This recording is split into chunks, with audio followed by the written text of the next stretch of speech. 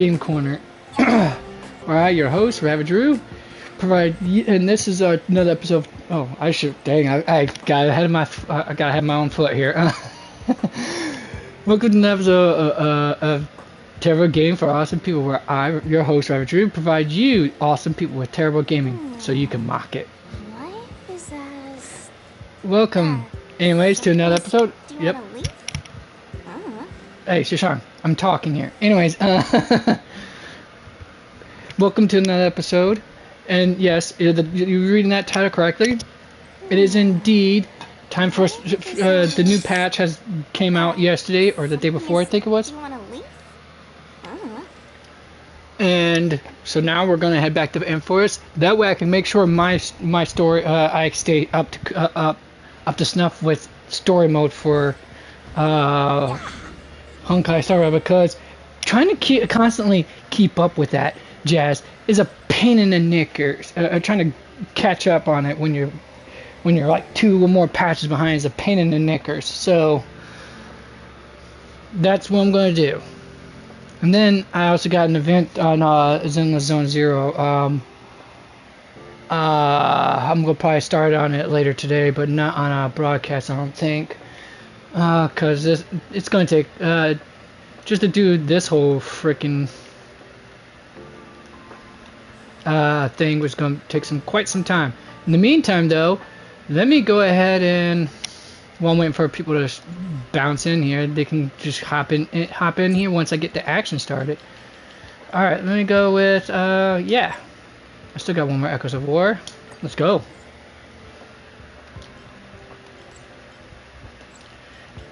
Now, the Echoes of War I used for the lineup I used here for this Echoes of War is pretty cracked, as they say. It definitely demolishes this this boss fight relatively easily. I can be up front with that part, folks. But here's what I'm gonna do.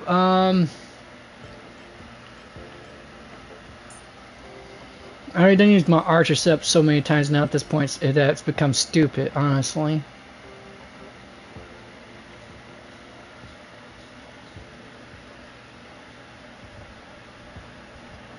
Actually, no. Let me see if I can. Let's see what I get with Amphoreus. Professor, what will you be teaching this time?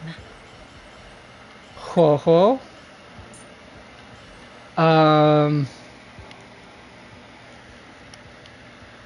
Not many of my characters are gonna have follow-up attacks, so Robin, I wouldn't say Robin's off the table, but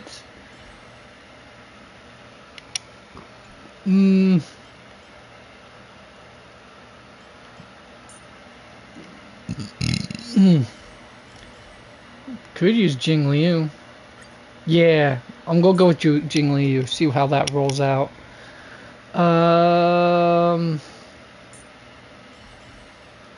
Ting Yun, maybe?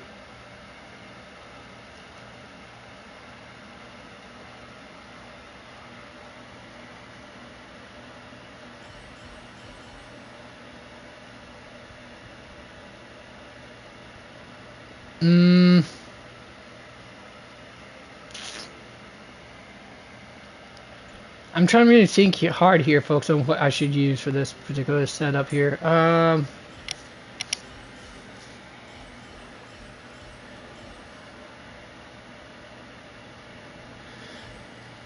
If it's not that, then it's gotta be, I mean, I could use Yukong, honestly. I mean, it's not like I have to always pair her up with an imaginary character. I mean, she boosts her own damage as it is. So it's a matter of what do I feel like I want to use. And that's the question, folks. That is the question.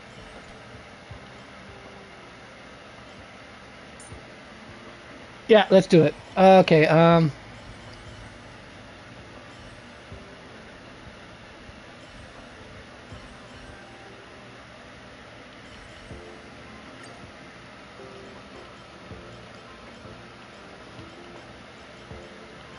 alright.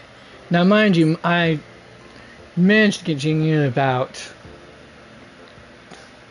2 weeks ago, I think, from one of my from actually, you know, doing the origami bar event, get enough stellar jade from that to actually get a 10 pull out of that. And I was like, hey girl, I don't have to pull for her anymore for a long while at least, until I can get myself more financially stable, and then I can worry about E6ing people, or is it E? Yeah, E6ing people. Anyways, no, I'm not doing that just to no way to piss out of you folks. I'm really trying to lose. I'm really losing my thought here. Well, hello, Rashford. Appreciate.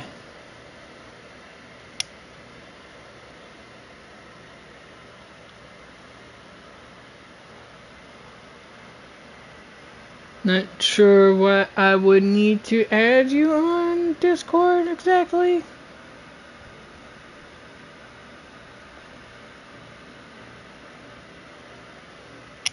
But, give me a minute here. I was not expecting that. Alright, now then, where am I at? I mean, you just got here recently? I recommend at least see a little bit more of my content before, to see if you like the cut of my jib first. Now, who am I gonna pick? Okay, never mind. What am I doing? Okay, now if I'm right, I reverted her back to her original state pre enhancement. That came out in the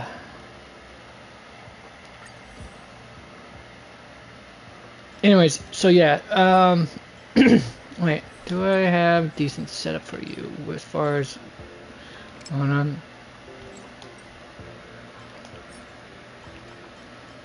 Yeah, no, and I know, folks, I probably should just use the improved version of her, because it just is amazing and all. But I like to self-impose challenges sometimes, not all the time, but sometimes. All right, I gotta figure out if no, that's not gonna work out for me. Oh, okay, so yeah, the defense is, well, craptastic, if I had to be honest. Oh yeah, that's all I had for this. Well, I could technically use that. Be better than what I'm using right now for the moment. Go for it. It's not yellow, but it's gonna have to work for the moment. All right. I actually spent a good chunk of time yesterday going through all my my relics and planet ornaments, making sure my stuff was up to snuff after having farmed a bit of caverns of corrosion. And I think you're the only one I haven't fully fiddled with yet, or at least I think I haven't fiddled with his destruction part yet, folks. Don't think I have yet.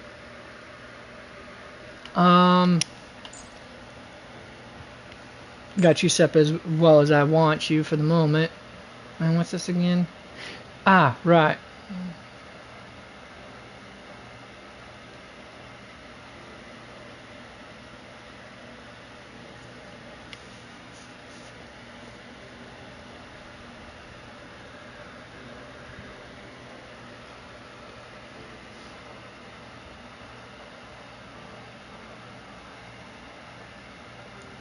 Anyways, I still gotta work on my streetwise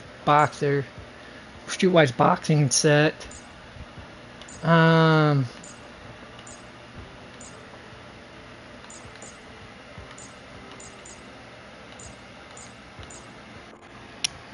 think, yeah, that's about as good as it's going to get for me for one. I think I did. Yep, I did pretty much do as much else I can. Let me see how this setup's going to go. This is probably going to go terrible. It's just calling it a hunch, folks.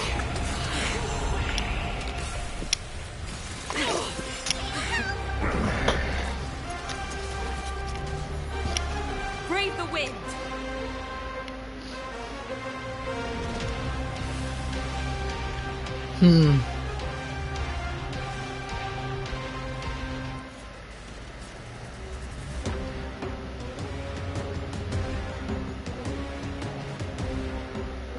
Gale force.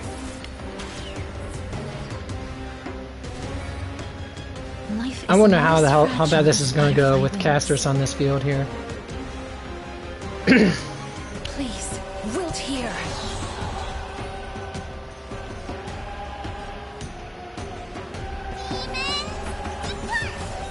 Save it for your own skin. Tedious.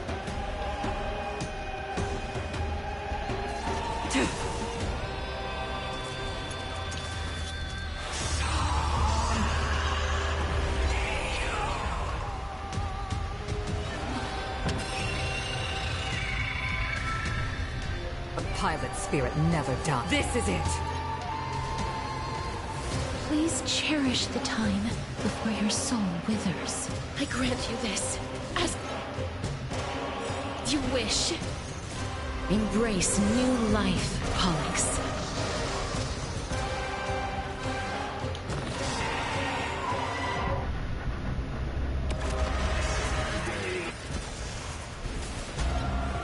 Yeah, it takes care of at least one of those. Drop the temp down just a smidge. Hopefully I'll last long enough after this shot here.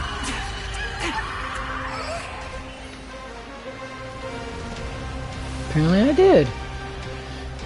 Yay me! As the saying goes.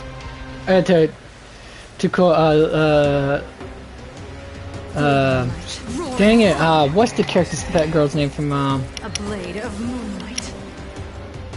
from Sweet Life of Zack and Cody? Good grief. All will be revealed. Oh no, she's gonna give us the crazy eyed now, folks. Flame.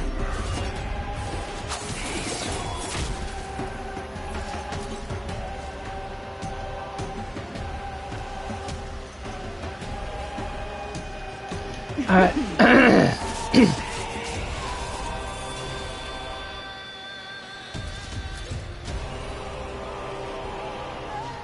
Alright, wait, did I actually put that on her? Yep, I did. Okay, cool. I'll explain in a moment what I'm talking about, folks.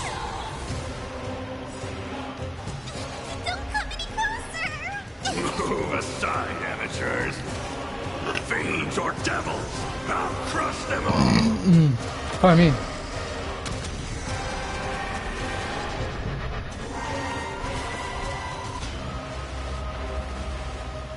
To the clouds! Life is not as fragile as butterfly wings. Let's Sleep now. do that for the extra skill point.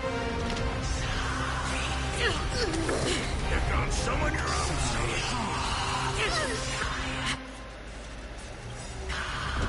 The wind is rising. Cloud kites, formation! Bolt! From the boom!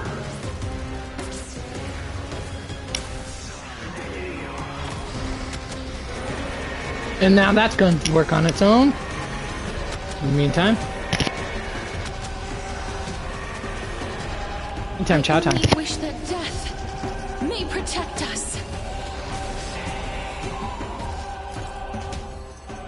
Blade fodder.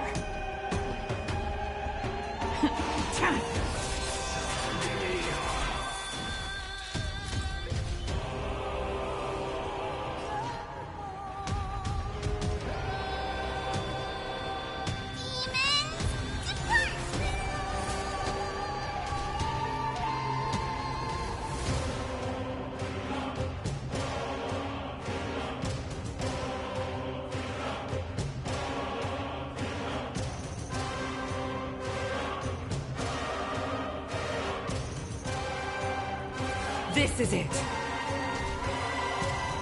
Please.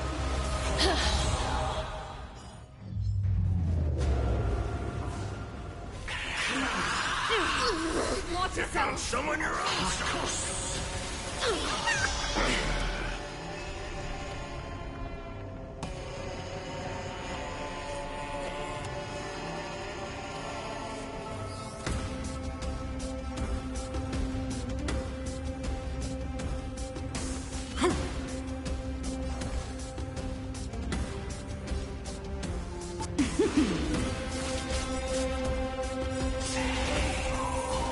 All will be revealed.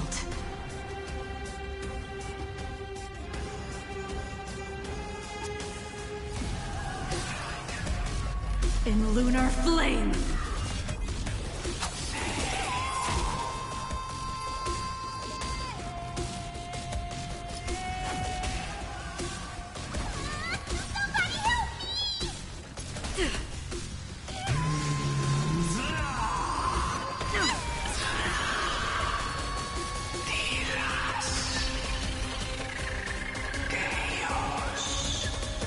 Please, wilt here.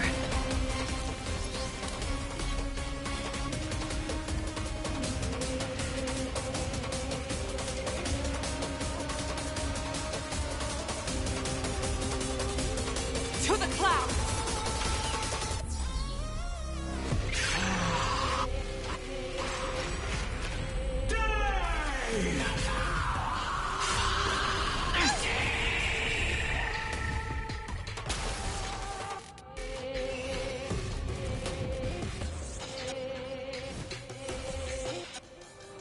I grant you this, as you wish.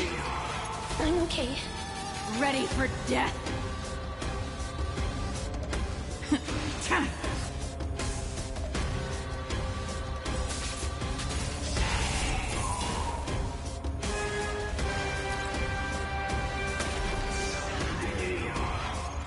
Embrace new life, Pollux.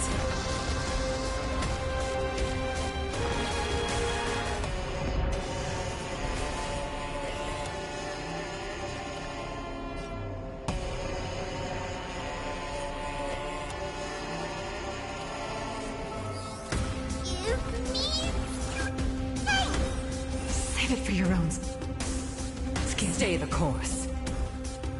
Gale Force!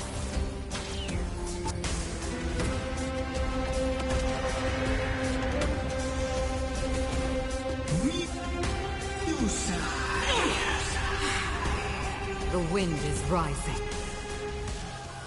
Cloud kites, formation! Bolt from the bow!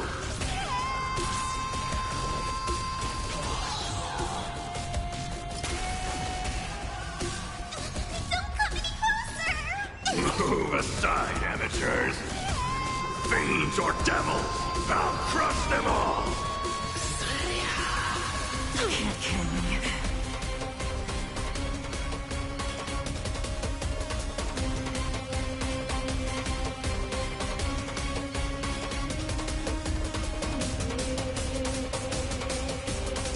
Sleep now.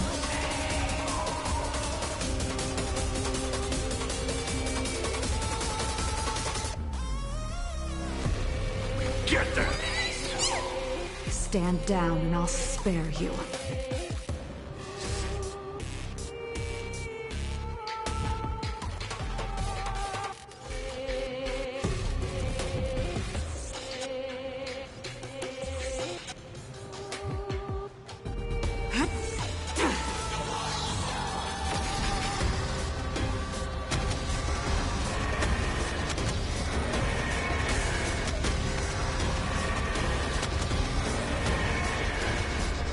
I only wish that death may protect us.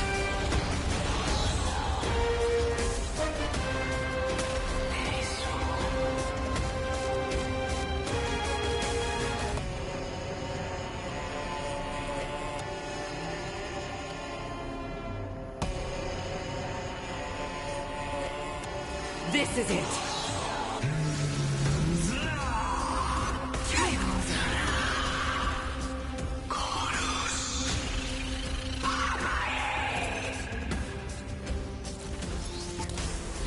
Alright. Life is not as Kind of fragile expecting to as see. firefly wings.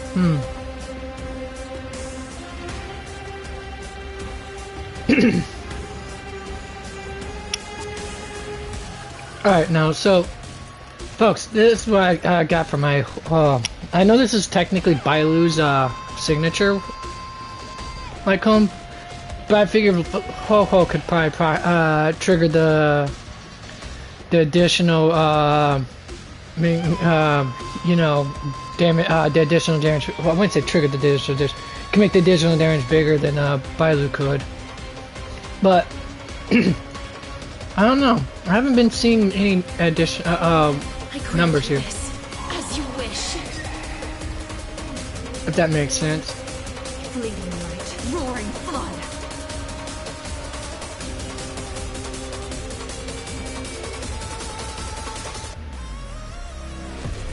A blade of moonlight.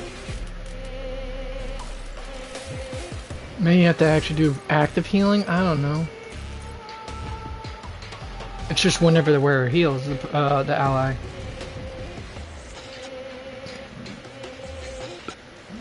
And it doesn't say the recorded value drops either.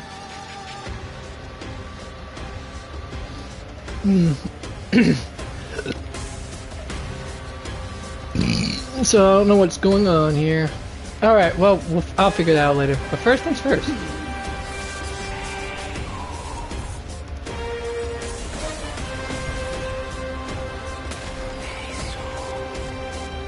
All will be revealed.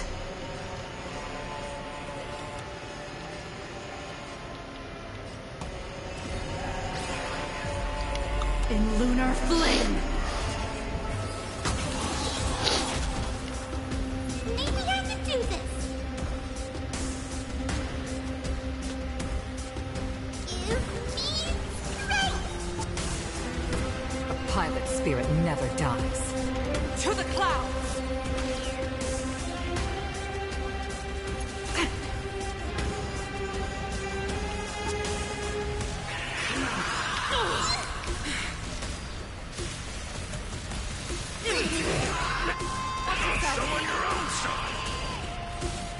Alright, let's do this and see what happens. Please, wilt here. Okay, so it does do it. Alright, cool.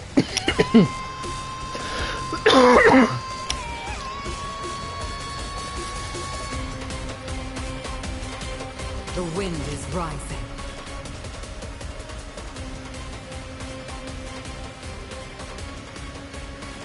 Cloud kites, formation! Bolts from the blue!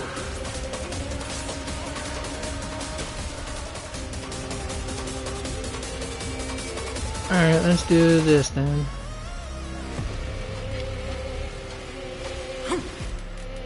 Nowhere to run!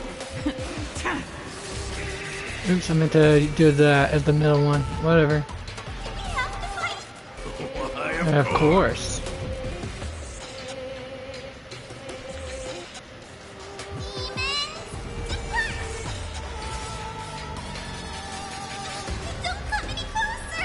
Move aside, amateurs. Fiends or devils, I'll crush them all.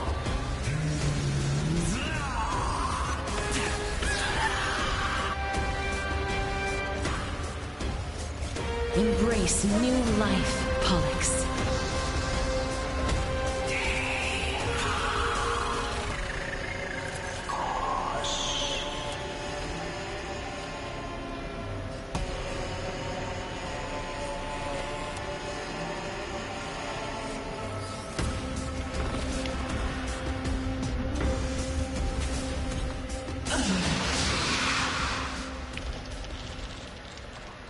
This is going to be the fun part.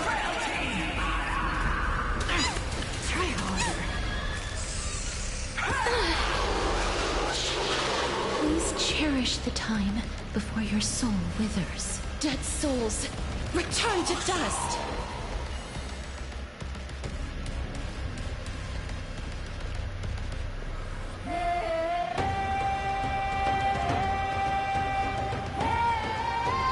This is it. This music still reminds me of that show Farscape, folks. I'm telling you.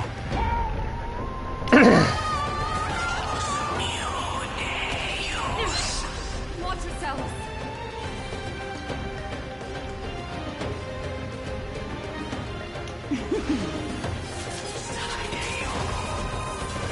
I'm gonna hold everyone back again! No, you're not. Ho, you're fine. Alright, let's see here. Let's go there. Save it for your own skin. Try harder. Feel the blood-red sky.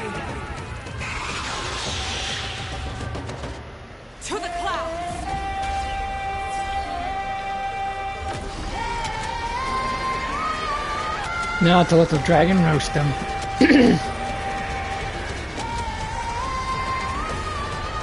I only wish that death may protect us.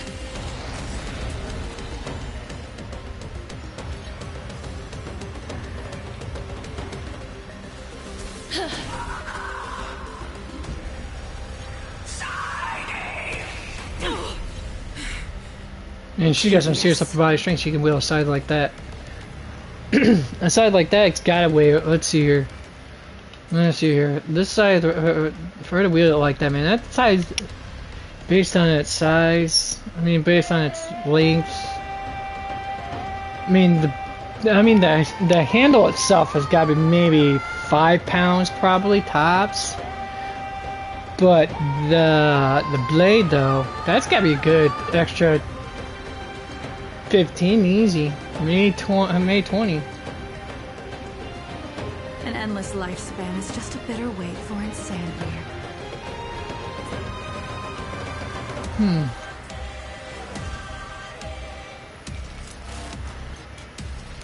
Oh, she carries a light blade until she goes into her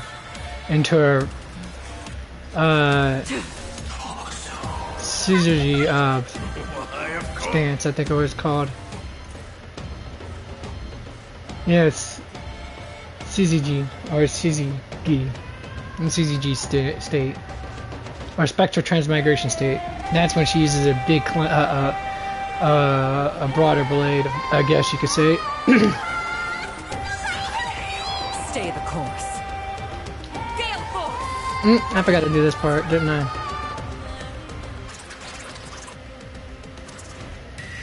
Punish the children of humanity. Life is not as fragile as butterfly wings. That it is not.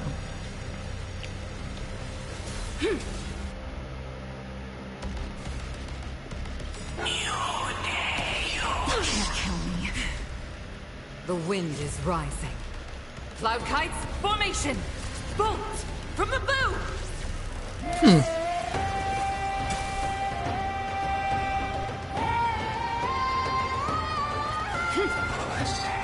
Stand down and I'll spare you. Fleeting light, roaring flood. A blade of moonlight.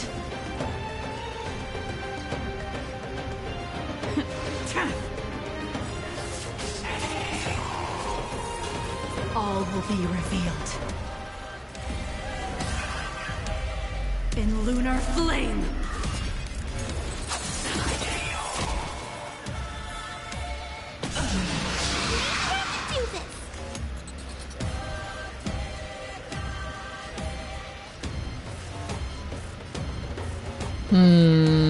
Yeah, let's go with that.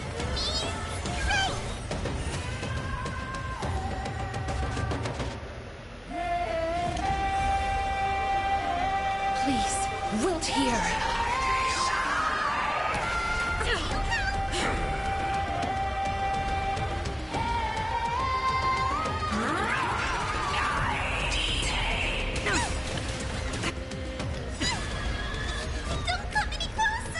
Move aside, amateurs. Fiends or devils, I'll crush them all. Fear the blood-red sky. A pilot spirit never dies.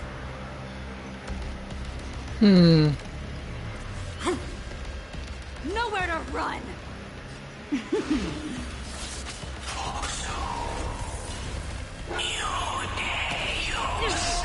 Watch yourselves! Get them! I grant you this, as you wish. Embrace new life, Pollux.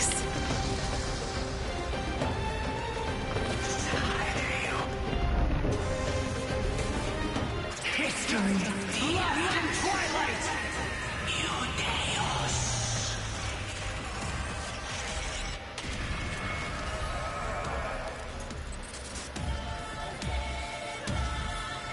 All right.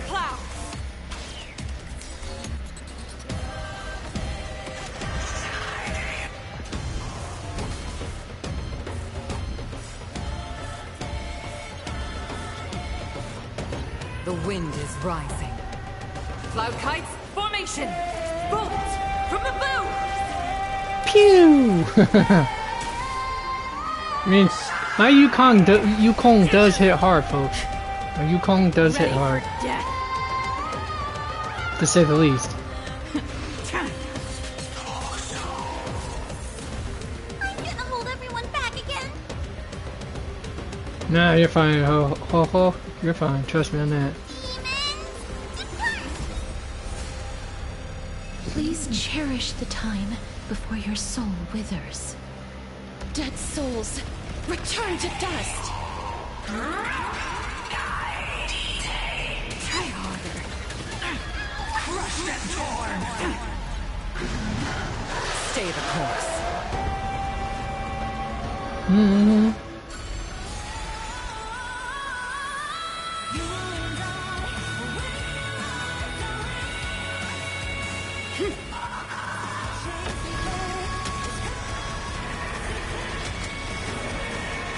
Oh yeah, this is gonna be painful.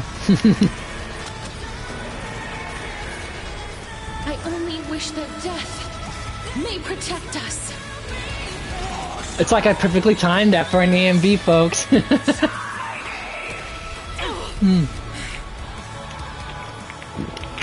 Life is not as fragile as butterfly wings. No, it's not.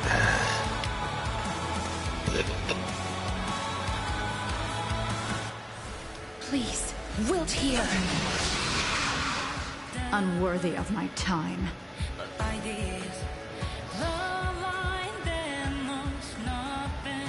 Oh, hi, hamster. I'm doing alright. Yourself?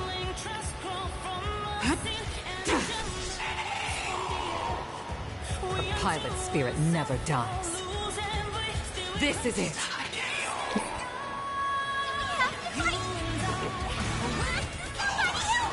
I can tell you, folks, I really do like this song. This song's amazing. If you don't feel goosebumps in some way, really? I honestly didn't think it was that still noticeable. I mean, most people I've worked with don't even notice that I am Stay the course. from the Bible Belt unless I actually specifically mention it. Gale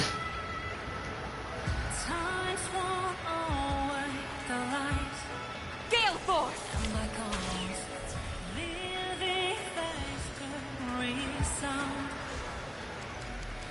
Fleeting light, roaring fire. A blade of moonlight. All will be revealed. Hopefully this will be like that picture perfect ending right here.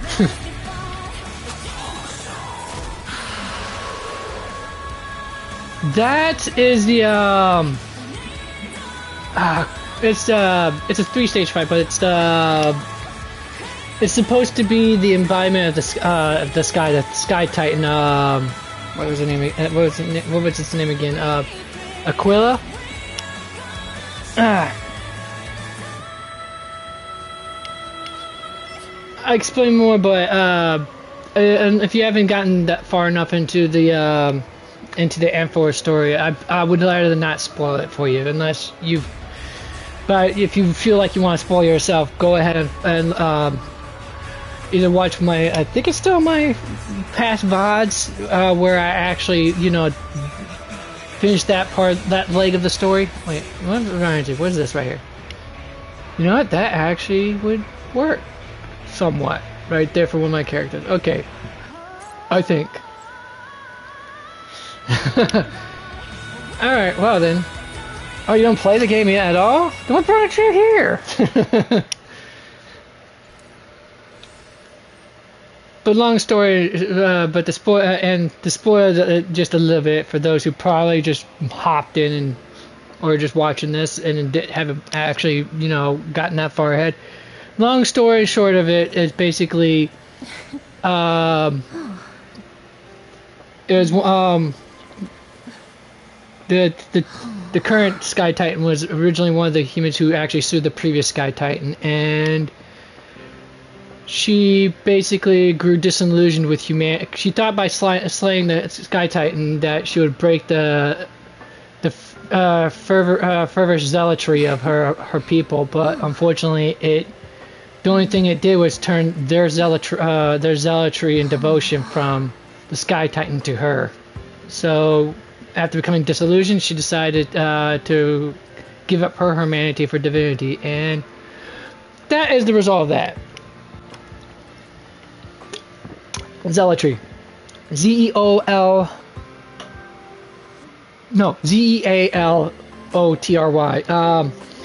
Extreme excessive devotion is zealotry, is what that is. It actually comes from an old Greek word from the original god of devotion. I forgot his name was off the top of my head. But he was practically considered Zeus's most devoted ally, period, bar none. Him and his two sisters, Nike, and I forgot who the other one, the other goddess was. All right, all right. Now I got that part done. Time to get back to the story.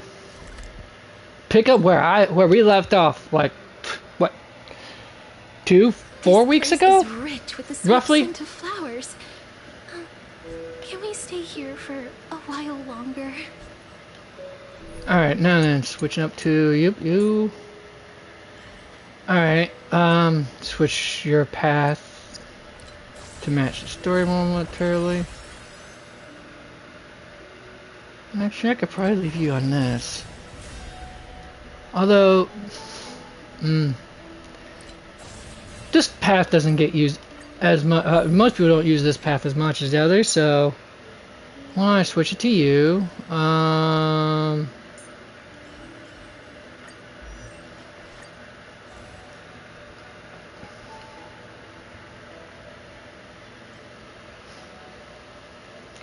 Question is, should I grab that instead from?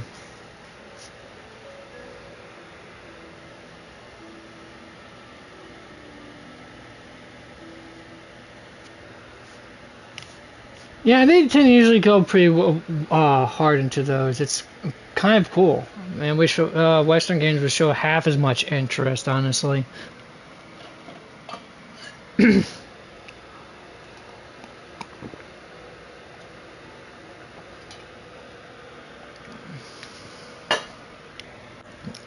Let's see here. Should I go with this or this?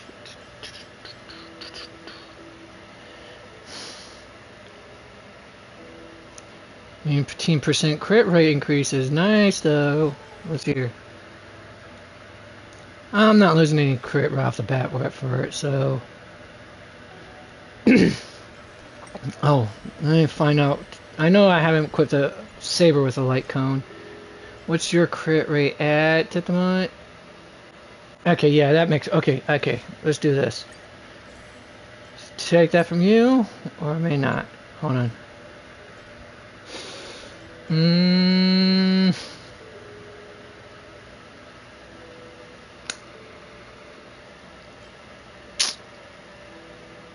Yep. Okay, let's just do it.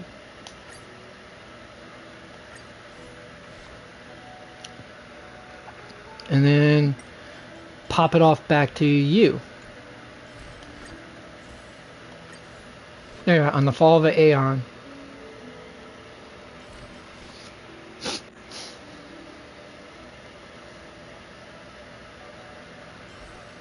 Alright, okay, so what am I going to trade off for my team here?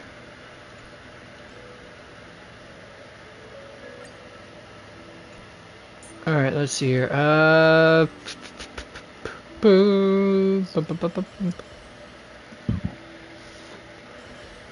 Most enemies here are weak against lightning, so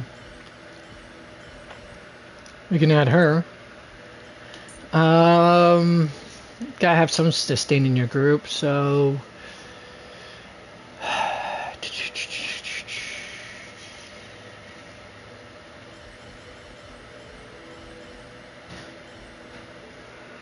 I wouldn't say, well, you can. Not necessarily. Most of it is just usually doing a lot of the farming, making sure I stay up on doing my dailies, weeklies, and also doing the events as soon as they come up, which reminds me, eventually I'll have to get around to the event for this one. the restaurant one. But yeah, but I have spent money on it. I'm not gonna lie. I'm more of a dolphin than a whale, if that says anything. If you're familiar with those terminologies, cool. If not, don't worry too much about it. Luacha, yeah. Oh wait. There we are. That is a good question, and I have a hard time answering. I mean, just based on just personalities, I really have a hard time answering that question. If you're talking about in terms of their kit, their play style, I would have to say Bard. I mean, I would have to say my favorite would have to be, actually, if I really had to choose, I'd say Sparkle, 100%. Oh yeah, and I do need a Quantum, because I know most of these enemies are weak against Quantum as well, so... you're skill point hungry, that's for damn sure, so that's going to be a no-go for Slow Go. I could use you... Or... Hear yourself out, Rav. Yep, we could do that, just in case. Weakness implants.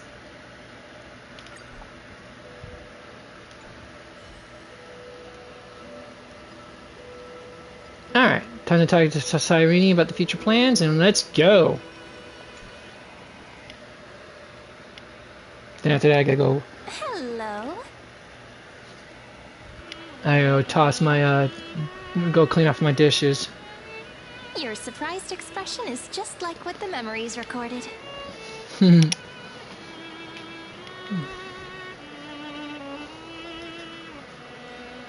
You're still alive?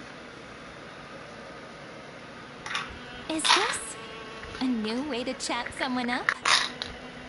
Well, I guess you did see the end of countless Cyrenes in a way of speaking. But I'm standing before you right here, right now, as alive as ever. Isn't that a good thing? Indeed. It's me, friend. Don't you recognize me? Or did I really change that much? Are you Cyrene or Mim? Maybe I'm both? Just kidding. If I had to choose, then I'm probably closer to the latter. It's pretty unbelievable for me, too. It's like I had a long, long dream. Cyrene's memories and Mem's memories, they're all tangled together. But when I woke up, there were only broken fragments left.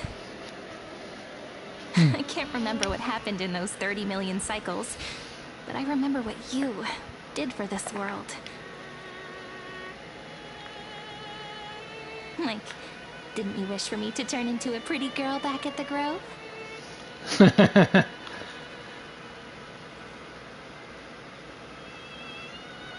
Then this is my wish coming true?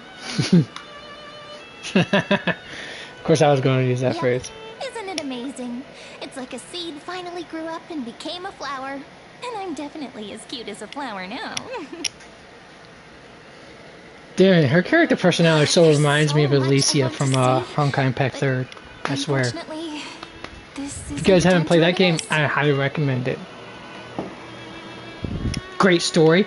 It will bring you for every drop of tear you'll ever have in your body before you get to the end of the first half. Can carry out our promise to Finan.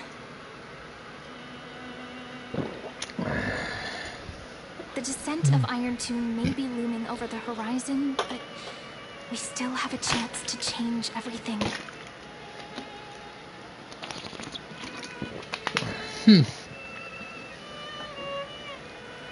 Steins Gate? I didn't even know Steins Gate even had a game, for a mobile game. I'm gonna be honest with you on that one. Watched the anime, enjoyed it. Still one of my top. I would say it's in my top 30 at least, easy. If not my top 20. Top 10's a little bit on a tricky, a little bit more iffy. But definitely my top 30 anime for sure. But I definitely did not. Oh, originally an Xbox game, huh? Yeah, you know what? That's hilarious because I had an Xbox before it kicked the bucket last summer, and I did not know that it was on the Xbox Store. It's not exactly like it was one of the more. It was not exactly at the forefront of being advertised to me for the Xbox Store, hilariously enough, or sadly enough. I don't know how to phrase that. In Cyrene's memories, she always sits alone by the lake, gently swaying on the swing, like she's waiting for someone.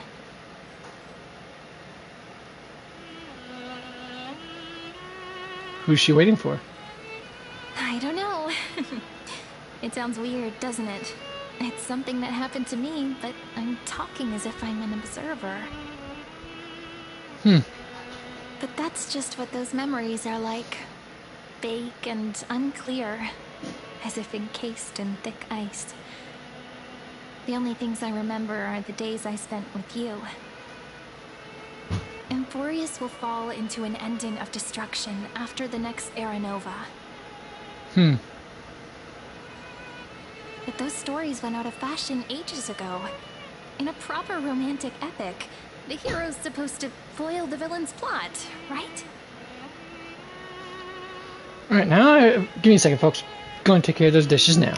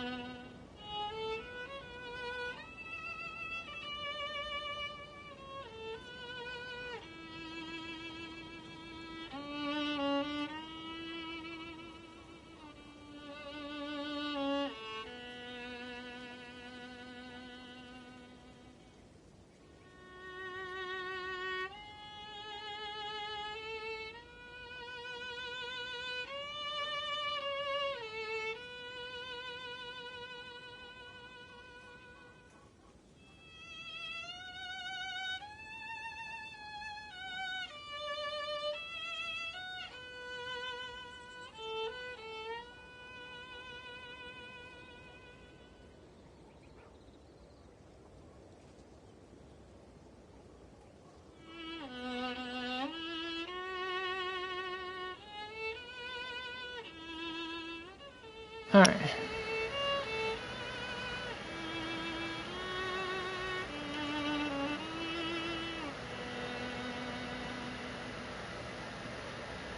We need the help of more Alice from us beyond the sky.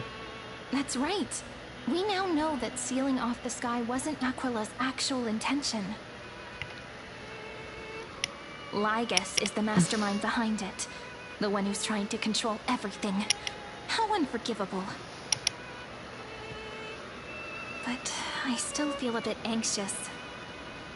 Lygus chose to walk into the spotlight and reveal everything, which means he still thinks the current situation is under his control. Maybe he still has an ace up his sleeve. Think about it. Even the name Lycurgus is a fake one. We have no idea who or what he really is. Which means it's probably time to borrow that treasure you're carrying, friend.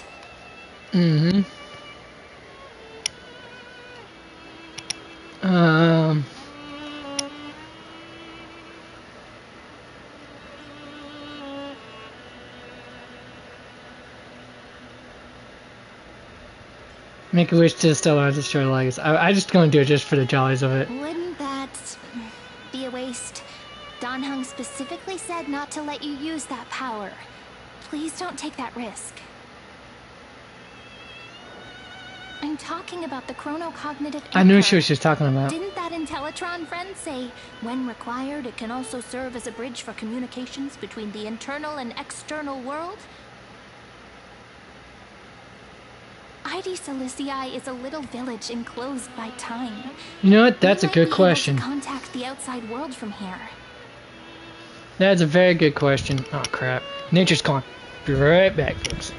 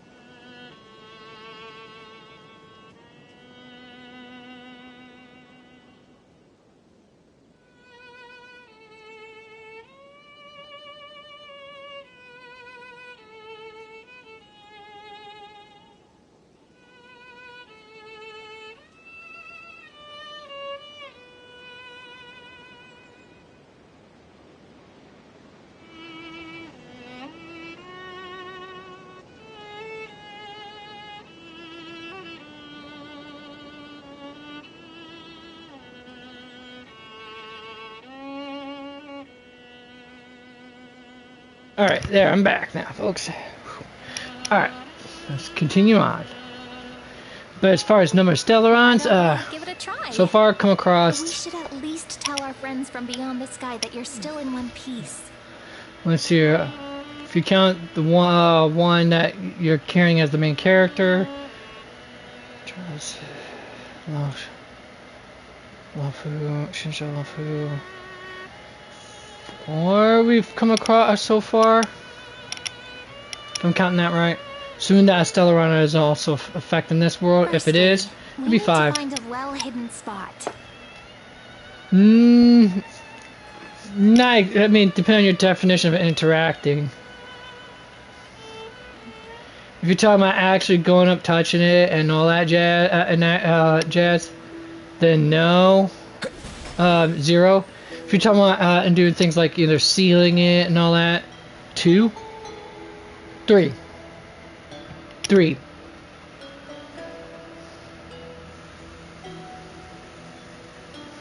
It's super quiet here. Sounds can't get in or out. Back in Cyrene's memories, this room was her secret base. No one noticed her practicing Orynyx's prayer here, or trying to speak with the gods in secret. But today's different, isn't it? We aren't trying to contact unreachable gods, but humans from other worlds. Real people. I'm prepared to witness that miracle, friend. The way Cyrene talks is so similar to Mem. I have so many questions. I'm also worried about how Dan Heng and March 7th are doing. No, it's not annoying. I mean... Here's hoping the chronocognitive anchor can still function normally. Because I really need answers. Unfortunately, no. There is no explanation given as to why the protagonist has a Stellaron in him or anything like that. Or what the Stellaron hunters want with them, for that matter.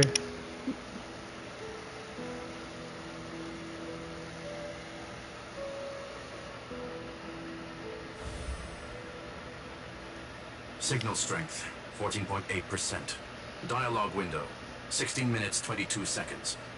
Prerequisite, no external interferences. Of course. We are very glad to learn that you're safe.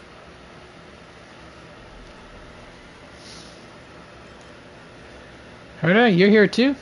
I'd have to say it. I thought that she's a dumb option for she didn't think is. I happen to have saved you 4 times already. Without you even being aware of it, of course. As always, usually so confident she is. But now's not the Gotta time love to it. celebrate. When 2 geniuses show up at once, you know you're in deep trouble. Listen up, little one. The Destruction's eyes are gazing upon this place. No, I'm not joking, and no, it's not Droidhead. It's the real Nanook. Time is running out, so I'll explain in terms you understand. This world, Amphoreus, is in fact a testing ground, where the Lord Ravager, Iron Tomb, evolves through self-extrapolation. Hiding in this segmentum, unknown to other life forms, it has endlessly repeated the process of Era Nova, seeking a solution that could obliterate the erudition. For some reason, the experiment entered a prolonged state of stagnation. However, it has now restarted.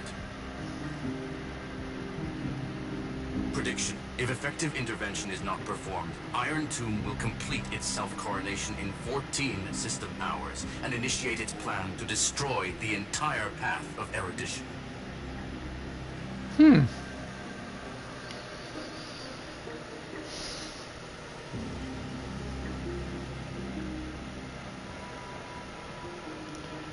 Less so the Aeon itself, and more so what would be a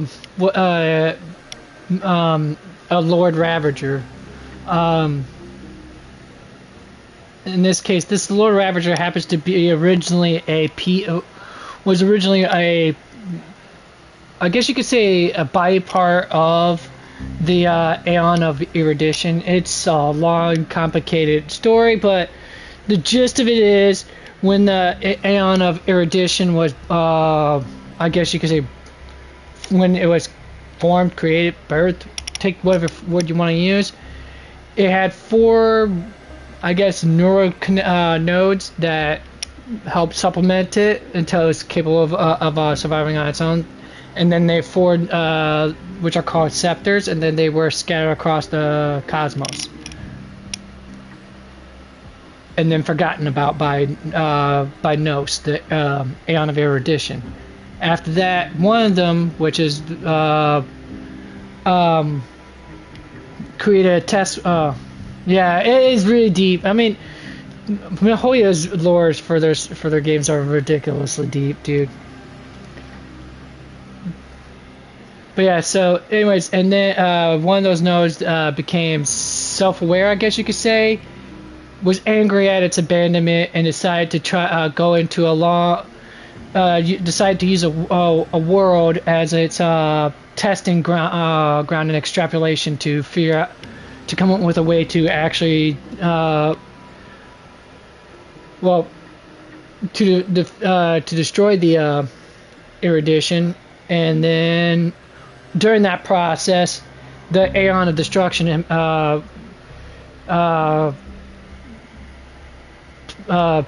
I guess you could say placed its gaze upon it, and then it granted a portion of its power to it. So now it's trying to actually finish its evolution so it can destroy the erudition once and for all. Based on info provided by the IPC, Iron Tomb probably isn't like Selenova or Zephyro, who are overlords ascended from human beings. Instead, Iron Tomb is an algorithmic sequence. It can be anywhere, as long as there is a receptacle for its calculation. Specifically, it chose erudition. Is its source code, and this scepter is its incubator.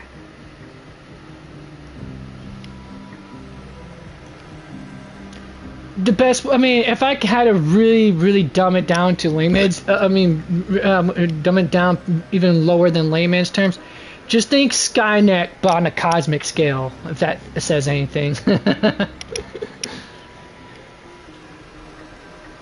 But in this case, it didn't choose it randomly. It chose the erudition because, as I stated before, it was originally one of the 4, I guess you could say, birthing nodes or whatever, or not birthing, sustenance nodes for the erudition before the erudition cut the cord, I guess you could say, and flung the 4 pieces off into the cosmos.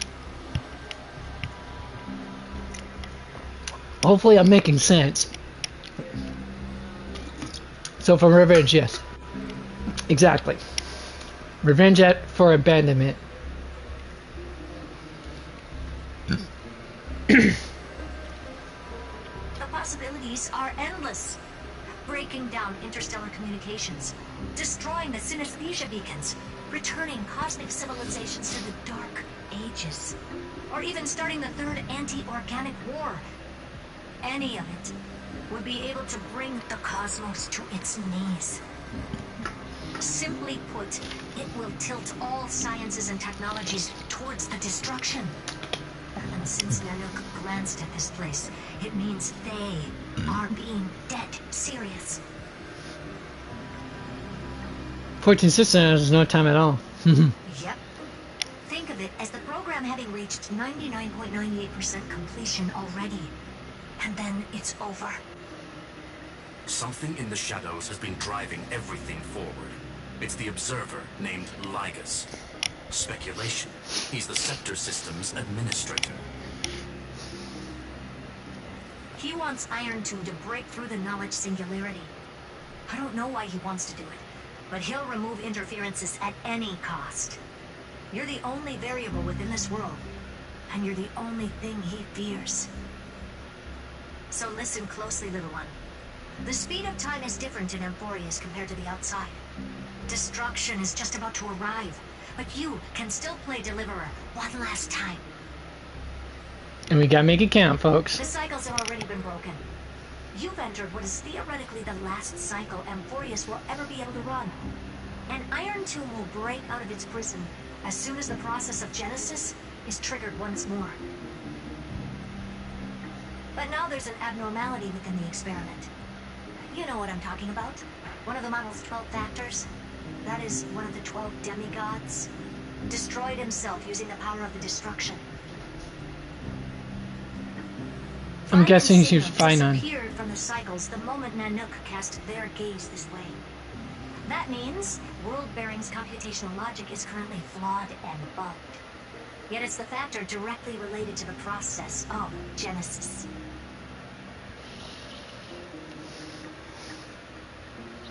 Find and sacrifice himself to create an opportunity for us. Oh, I hit the wrong button. That old Intellitron will definitely do all he can to debug this error. So you have to take this chance to claim Kepler's core flame. But don't let him have his way. The key to suppressing Iron Tomb lies in whether he can rewrite the purpose of Era Nova.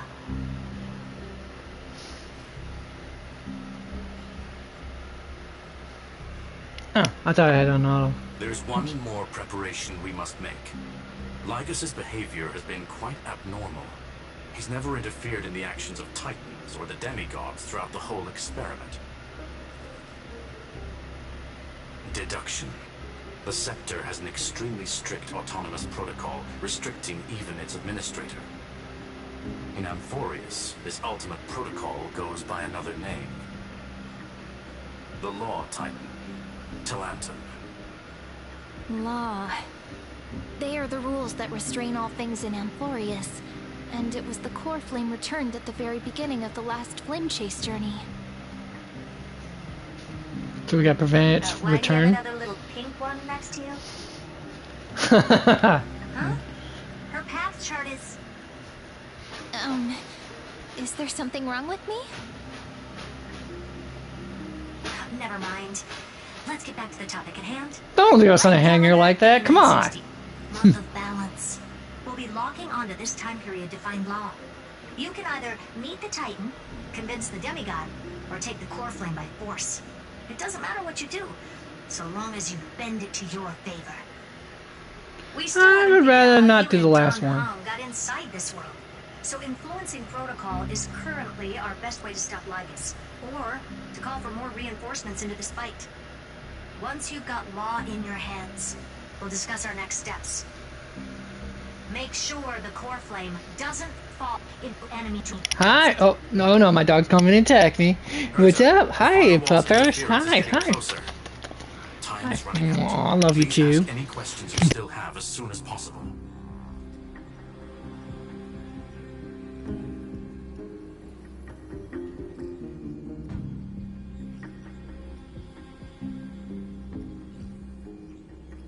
What? Did Grandpa take you outside? Did Grandpa take you outside? Is that it? Or is he outside himself? What's the matter, pupper? What's the matter, dog? My dog, I swear sometimes. She's got too much energy. And I don't. I wish I had half that energy nowadays. How's the express crew Iron doing? Tomb can't affect the real world just yet. Don't worry. Himiko and the others are more concerned about your well-being than their own. Is Don Hung Don sick? Hung did not enter the new world with you at the end of the last cycle. No. The flow of time inside and outside Amphoreus is not identical. 1,000 years in this world may only be a fleeting second outside of it. Conclusion. He is on his way back to the Express. That's good news. Where's March 7th? Miss March's situation is rather complicated. Madame Herta and I can detect her signal, but cannot ascertain her location. What we can be sure of is that she's still in Amphoreus. Don't worry about her. She's absolutely chock full of mysteries. Even if Amphoreus explodes, she'll probably float out perfectly protected in a nice thick layer of ice. Worry more about yourself instead. Don't have any other I questions. believe in Apparently. your capacities. The hands of the Trailblaze can create miracles, and will certainly be able to snuff out the flames of evil. I'm not going to give any Okay. motivational speeches. I just hope you bring good news the next time we meet, little one. She's as cold as ever. No, not little one. Deliverer.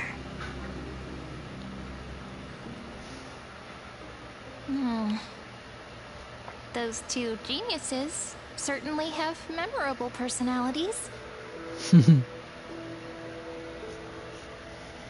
What do you think about them? It feels weird. This all feels really familiar. Some of that conversation feels like it's about things I once knew, but then forgot. Maybe it's because of Mem? After all, Mem's a memo sprite born out of your thoughts, friend. Maybe our memories somehow got tangled up together. Never mind. Let's focus on something more important with what little time we have.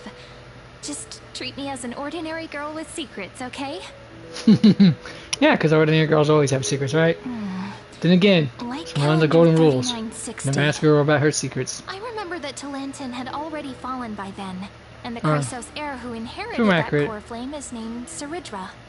That's what's recorded in history, and the period we'll be heading to. Not actually be accurate, We'll don't need to find ask if Law she's and not willing to stop tell. Lygus.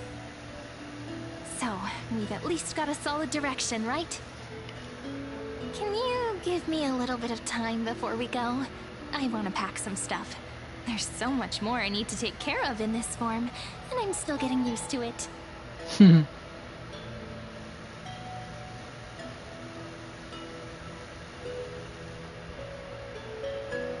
relaxed scene like this probably no longer exists in the outside world.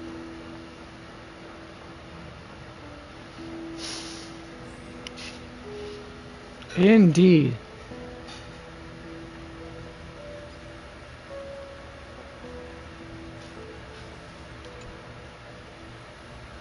Don't forget to take it with you. It's your only means of communication with the outside world. The genius's message is still there, reminding you. Travel to light calendar year 3960, the era of Talantin's fall. Gain control of the law. Then you can bypass the protocol, find a protocol, modify the core flame of world bearing, and reverse Aeronova. Delay Iron Tomb birth. Sorry, I'm not very good at imitating static noises, folks, so the information on chronocognitive anchor is now unrecognizable. However, you already know the mission entrusted by the Juice. Go seek out the power of law.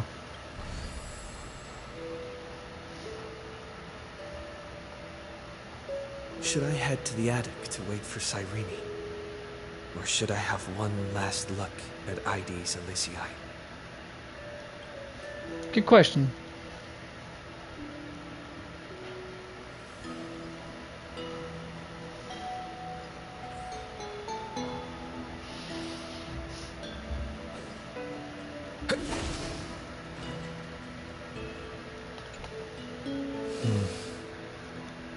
This village is where Finan's life started.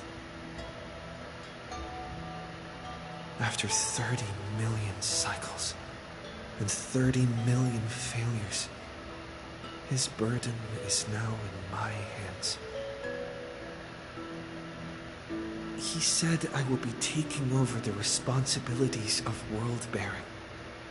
But what does that mean? Becoming the new Kefali?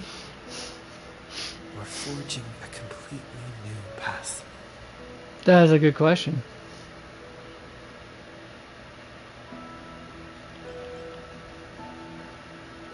Analyze the situation rationally. Calm down and think this through rationally. This is going to be a very difficult campaign. We can't lose Kefali's core flame, and we also need to find either Talantin or their demigod. Then convince them to join us in the fight against the destruction. But there are so many unknowns. We don't know what Lygus might be doing, and we'll have to face Iron Tomb after dealing with him. There's also Cyrene. What exactly is she? There are so many questions. I'll have to take it one step at a time. But I must make each move very carefully, because every decision could potentially impact the end. Herta and Screwloom's help might be crucial. Oh, not just might be. It's definitely, my friend. Thinking hard over there? I finished packing. I decided to just bring these few things in the end. See? There's a journal, a quill pen, and the ceremonial blade of the Priests of Time. Thought that looked familiar. Holding it calms me down for some reason. The scent of the black tide is now calm. Finan must still be fighting them in some way. This will be Amphoreus' final flame chase journey. But it won't be the end of us. It'll be the beginning. Friend, are you ready to become a hero? Of course! I am not doing Raul Julia justice. Of course! There we are. Had to put some emphasis in it.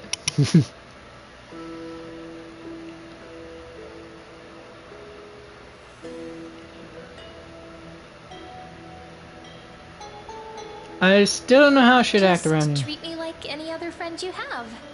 We share a common goal and common enemies. And we may also share a common future. A future that has never emerged in any other cycles before. I believe in you, friend.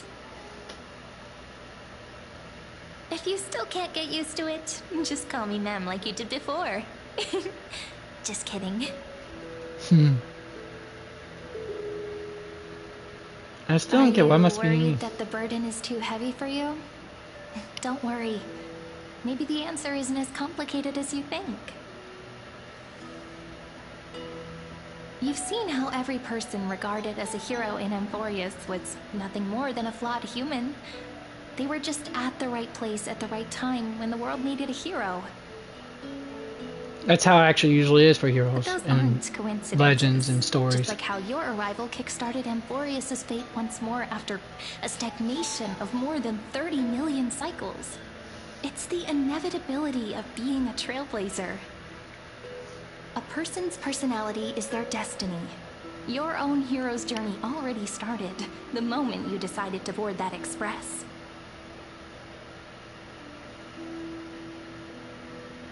Stand with me and let's become heroes. Stand with me? That does sound very nice. Why don't we take everyone with us? I believe in you, friend. We'll never be alone, no matter what awaits us. In other words, since you've already saved so many worlds, friend, you should be used to being called a hero by now. Maybe you can tell me those stories as we travel. That way they can become our shared memories too. Let's trailblaze onward like before and create a future that's worth being remembered.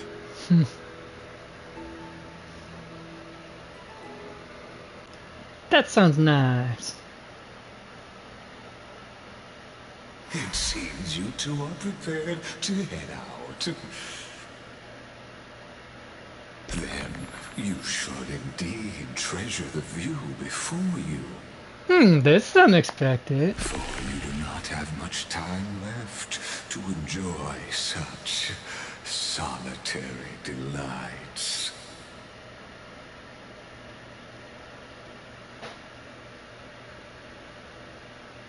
Still doing enough to approach me, huh? My apologies for disturbing your moment of repose. To fully express my apologies, please grace my abode with your presence.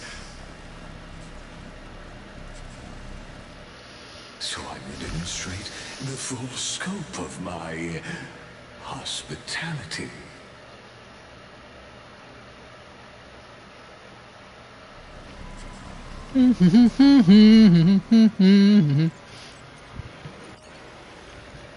It's like the Matrix, man. Is this place? Or, you know what? That's probably some anime that's probably similar to the Matrix.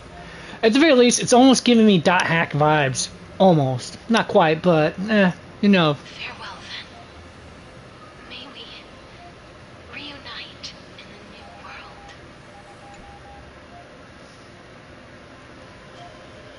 LEOS 252 Prime Mobile.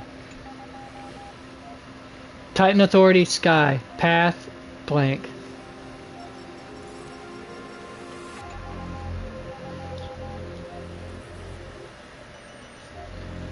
FPA,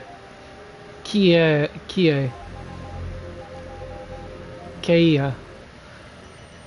Prima Mobile, Titan Authority, Death, Path, blank. All shall bid farewell to one, and that person alone will witness the miracle. Schema 720. Prima Mobile, blank. Titan Authority, Reason. Path. And honestly, folks, if you're paying attention, it's not just only extrapolating how to destroy the path of erudition. One might think that based on the fact that each one of the 12 Christos eras in Titans are supposed to represent a path, a certain path, one would think that it's based on what paths were currently around at the time when this scepter actually went into its extrapolation mode to evolve into Iron Tomb.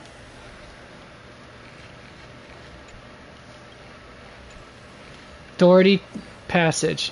Haplotes 405. Prima Mobile blank. Prima Mobile blank. Titan Authority Passage. Path redacted. My guess is oh,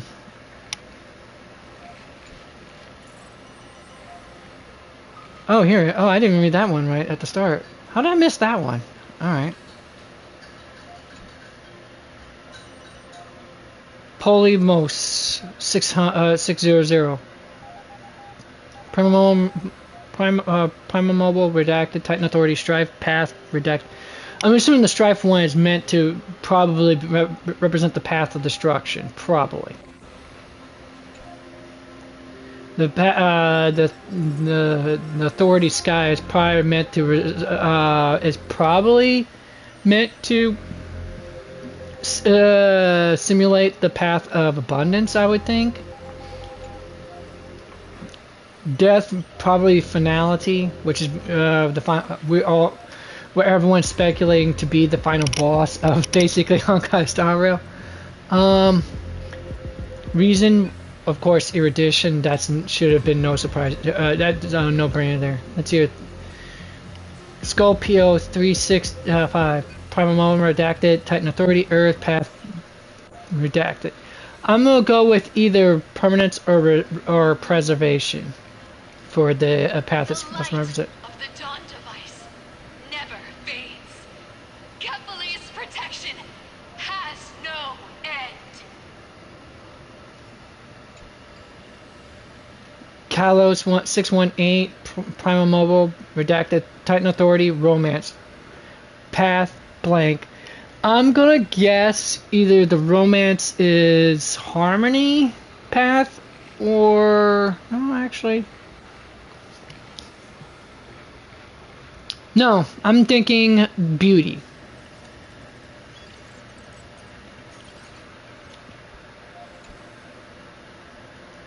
Oasis Oasis 945 Primal Mobile redacted. Titan Authority Trickery Path. I'd say elation. After I cross this river, it will be a tragedy for mankind. But if I do not cross, then it will be the end of me. Amphoreus Prima Mobile redacted. Titan Authority Ocean Path redacted. One would think probably abundance, maybe, or relation with all the drinking and such that we've heard about so far. But it could also be naivety. That is the golden question now, isn't it, hamster? That's the $1 million question. If you go based on just raw knowledge, raw knowledge of all things, you probably would have to go with Nos hands down. But if you're talking about in just sheer wit and cunning, that would probably be Aha. I mean, you'd have to be, you'd have to think in extremely abstract and vague ways in order to do the ridiculous things that his followers would have to do, like how Sparkle just, makes everything seem like extreme peril, only just for it just to be just a laughing gag, a harmless gag at that. Well, harmless in reality, but but at first glance, extremely dangerous. As you reach out to touch the screen, an eerie sensation instantly courses through your entire body. You feel... Outlier. Executing command. Record.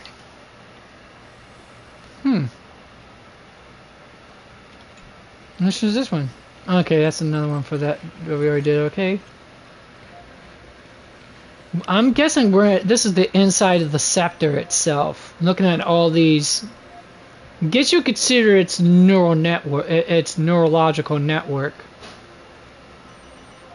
I mean, one could basically equate to something like this to something like, say, your brain cells and neurons and neurons and the synapses, for that matter. Kind of weird I can actually think in that regard, but taking basic biology class would help, or at least not I don't know if it would be in basic biology, but at the very least I think if it's in basic biology classes where they go over just a little bit of how a brain looks.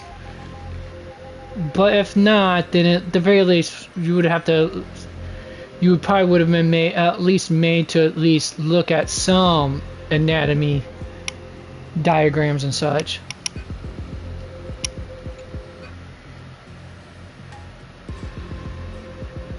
Oops, I was supposed to investigate the other thing. Did that startle you?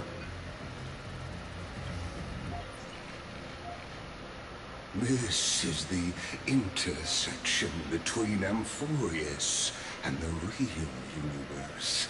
The audience seat where I observe this experiment.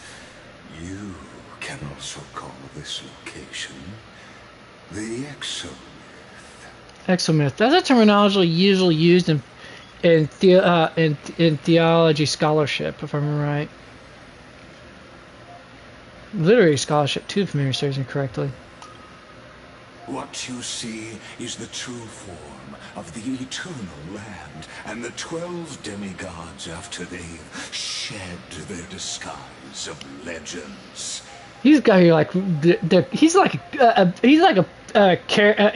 picture perfect ass caricature of your Saturday morning program TV show, cartoon show villain. I swear. Doesn't it look marvelous? Amphoreus definitely is like vain a for sure. microcosm of the cosmos. People love to portray the romance of the starry skies, but their tales often forget a different and far more truthful type of universe.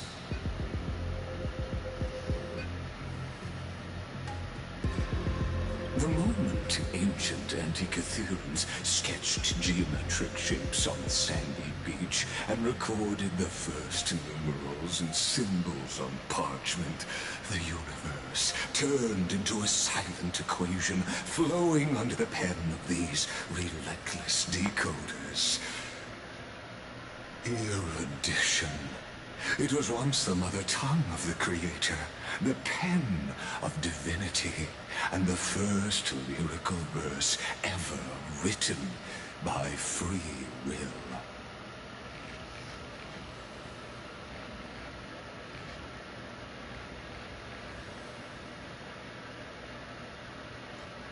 That's the exact opposite of what you asserted before. I simply wish for you to understand that I have no intention of being your enemy. Your intentions doesn't matter.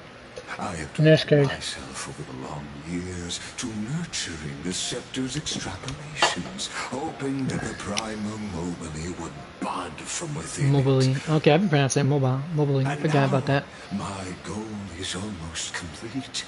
Nikos 496 had exceeded the intelligence singularity through his rage, and though he still retains his obsessive defiance and managed to suppress the black tide of this cycle, it's a matter of time before his will crumbles to dust. You should not underestimate what sheer willpower is, dude. Be completed. That will not be affected by my plans, your resistance, or the schemes of the two geniuses. It is an irrefutable fact, just like the instance in Luce's calculations. In other words, as long as you are willing to stop interfering and let the final Aeronova carry out its natural course, I'll guarantee the safety of all nameless and ensure you return unscathed.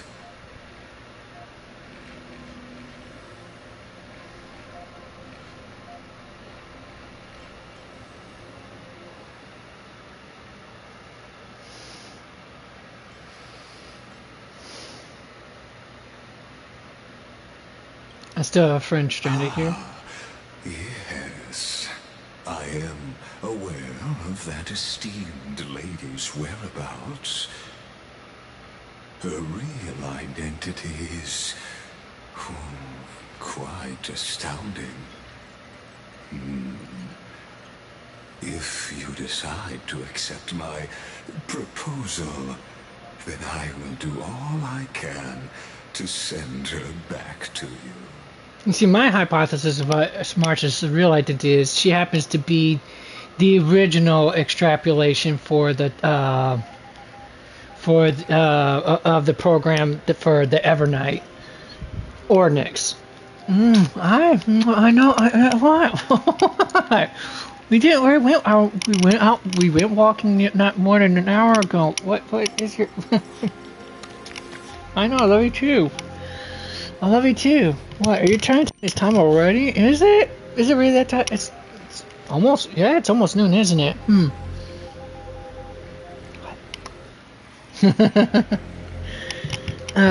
She does everything she can to get my attention all the dang time. But yeah, as I was saying though, my hunch is that it's. I mean, I get why everyone. It boggles my mind that people just call her. They did just monickered her with Evil March 7th. I can kind of get the I guess I get it because red crazy eyes and the black gothic outfit with the parasol. I can get, but still, really, come on, evil. I know, it's because usually those are the three that's the two basic setups, or two or three basic setups for usually the archetypical anime evil character. Anyways, what would happen to? They've always been the product of the experiment, so naturally, they will perish when the experiment ends. That outcome was predetermined long ago, so I will not embellish such a regrettable conclusion. And why should I trust you? You've always had a choice, my lord. You can either accept my sincerity, or face the consequences of defying it. But yeah, like as I was saying though, so my hunch is that March happens to be I don't know how heck this would have happened, but I'm assuming is the original programming of the of the Time Titan Ordnix somehow managed to manifest itself into the physical world? Yeah, the yeah. Yeah, yeah, that's why exactly I said. I'm guessing there's like a delay between our communication, which is understandable because my signal strength is a little bit on the weak side here. But yeah. Anyways, as I was saying, is my guess of just like how the scepter itself was I guess and maybe I guess you could say Finon was given made into oh you just said it later. Okay, gotcha. All right, just want to make sure because sometimes I have signal issues sometimes. So when Iron Tooth gets no one leave unscathed. Indeed worried about your safety and that of your companions. Pardon me. Rest assured, as a fellow pathstrider of this path, Nanook's gaze left a brand on your soul long ago. You harbor the seed of destruction within you. But you need to learn how to use it in the right way.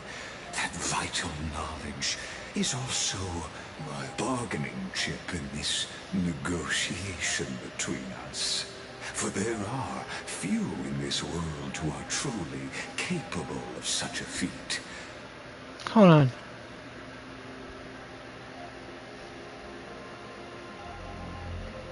Would that mean the Stellarons are actually a seed of a part of Nanook's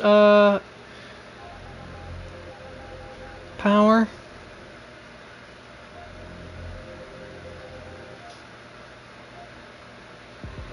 That's my hypothesis now, based on that. Because what we carry is a Stellaron. So since I carry a Stellaron, he says that's a seed of destruction. And so that means I happen to be one of them.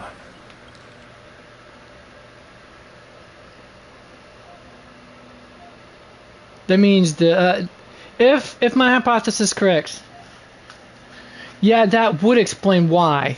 I mean, my hypothesis is that the Stellarons are actually are crystallized essences of Nanook's power. If I'm assuming that is what my guess is. Explains so much about what the heck has gone on in the story so far. And only emanators of the destruction would know how to use those, would know how to be able to truly wield that power. So I guess that makes a lot of sense. So in that case, he's more when he say he was on the same level as Madame Herta. I'm pretty sure Nanook could. It's just that Nanook just has no I guess you could say not exceptionally motivated to go to planets to destroy him himself, at least. And if he is, I'm pretty sure it would have to be something very specific in mind for a reason. The rest is just probably collateral. Who knows? It's so many questions. To quote the Riddler from the Batman from Batman Forever. Too many questions. Anyways, probably not. I don't know. That's gonna be the end of this journey. Seed of Destruction. This matter is of grave importance, so please. I'm gonna guess he's gonna say this regardless of which answer I chose.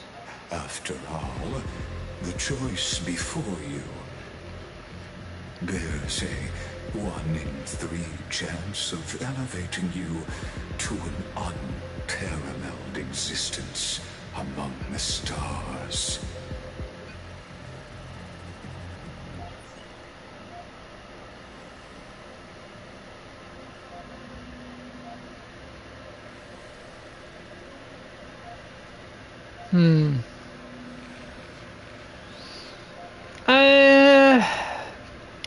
I'm pretty sure I'm gonna get the same response regardless, but I'm just gonna go. I would I'm gonna go with the schnitz and giggles. Come on, folks. I got to go with the funny ones. Is not exactly the same as unparalleled. That being said,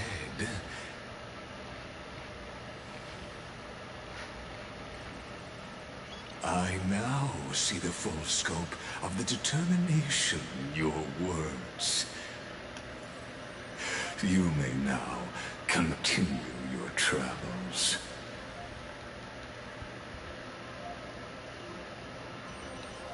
So, why did you drag me here?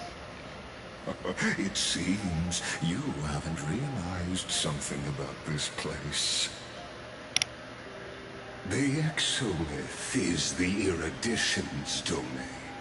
You cannot physically interact with me in any way in this place, and vice versa. As negotiations have broken down, there's no more need for us to remain in the audience's seat. Let's return to the theater called Amphoreus, where you... Neutral ground, basically. Neutral ground for negotiations. Of course. This meeting was not without merit. Your presence has inscribed a new footnote in the exomyth. Of course it has. As for its purpose, allow me to reveal it to you in detail the next time we meet.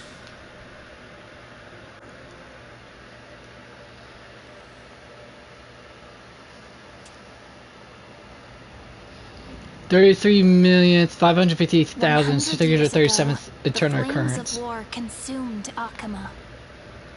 The Outland forces broke through the dawn.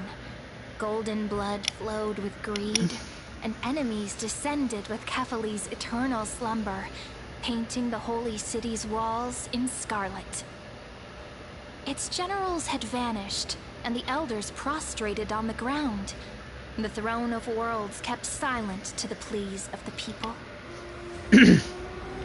As soon as this dialogue stuff is done, Until the heaven and earth I gotta cracked take my doggy open. for her walk. Not the gods answering the people's prayers, but a legion rising from the sea of blood.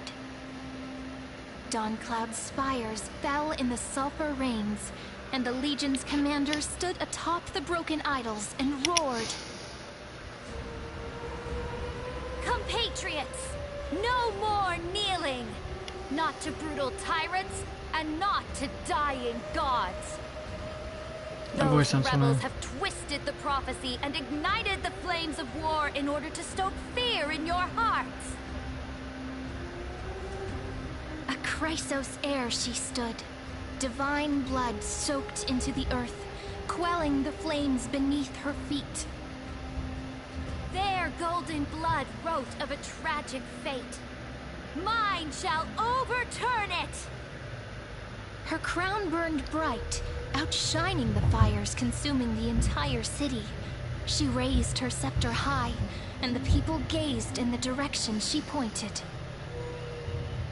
My blood flows in you now.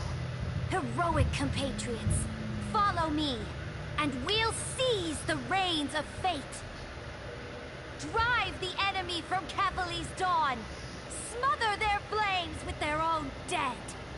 Win glory. Win peace. Let history sing your deeds. The first to dance was a maiden following closely behind, weaving through the carnage like a fish in the sea.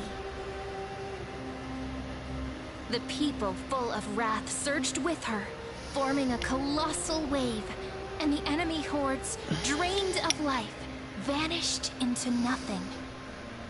Onward to Marmoreal Palace, to Dawncloud's heights. Announce to all the wicked and cowardly. Announce to this stagnant age. We are the rising tide. History remembers this as the first siege of Akama. It is said that after the flames died, people found identical inscriptions in every place in the city that had been scorched by fire. It was the name borne by Akima's first and final sovereign, the Imperator Saridra.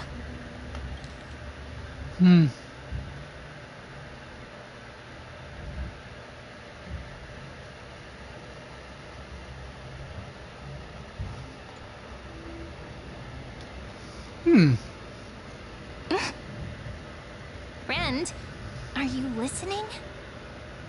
Friend? Friend? Honestly, you were the one who insisted on reviewing history, yet here you are, dozing off? Wake up! Otherwise, I'll have to... Wake up! Otherwise, I'll have to... Boop! I'm expecting a boop somewhere on the nose. Awake at last? I guess I won't have to use my wake-up magic on you then. Ooh, begs me to wonder what the wake-up magic is now. I feel like I feel like I was denied of a good thing. Anyways. Memories are the plea of What are you dreams. murmuring? Still lost in the past?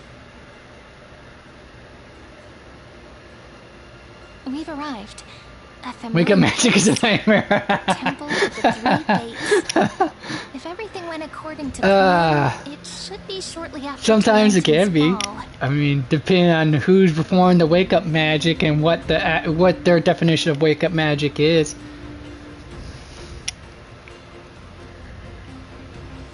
And also the end of the first flame chase journey. Hold it. What's right here? Three fates went. If everything went according, it should be shortly after 10 lanterns fall. And the end of the first flame chase. Okay, so alright.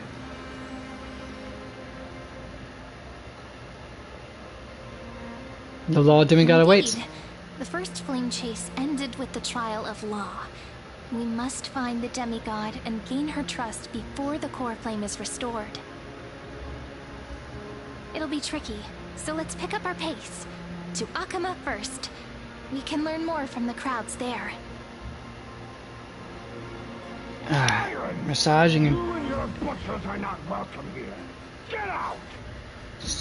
Massaging and stretching my damn hand, my hand muscles are pain in my knickers. Careful, it sounds like someone's in there. Conspiring with criminals and plotting rebellion are crimes punishable by death. There are multiple voices, and things seem tense. Let's not get caught up in any trouble. No, oh, hi. Come on up here. Come Why up don't we here. find a place to hide and I observe know. from the shadows? I know it's time, isn't it, baby girl? Oh, you heard me say it was going to be time, didn't you, huh? Alright, folks. Now would be a good time to take a 20-minute recess. My doggie's wanting her afternoon walk, and I must oblige her. Alright, folks. Now's a good time to go go mingle with near and dear ones, grab a lunch, all that good stuff. Reconvene in 10-20 minutes, alright?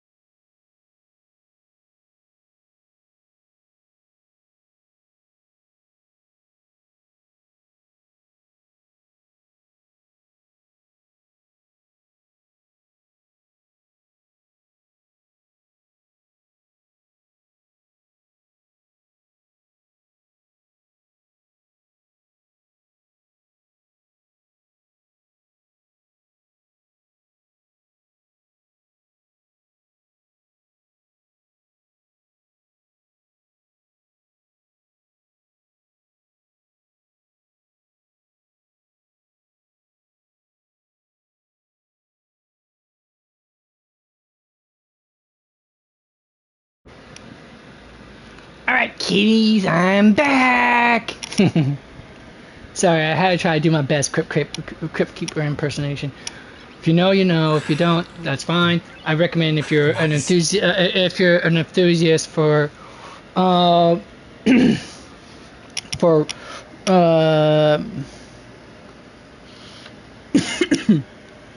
retro? No, retro means it's still new, but it's done in the style of old. So it's not retro. It's what's damn it, can't say it.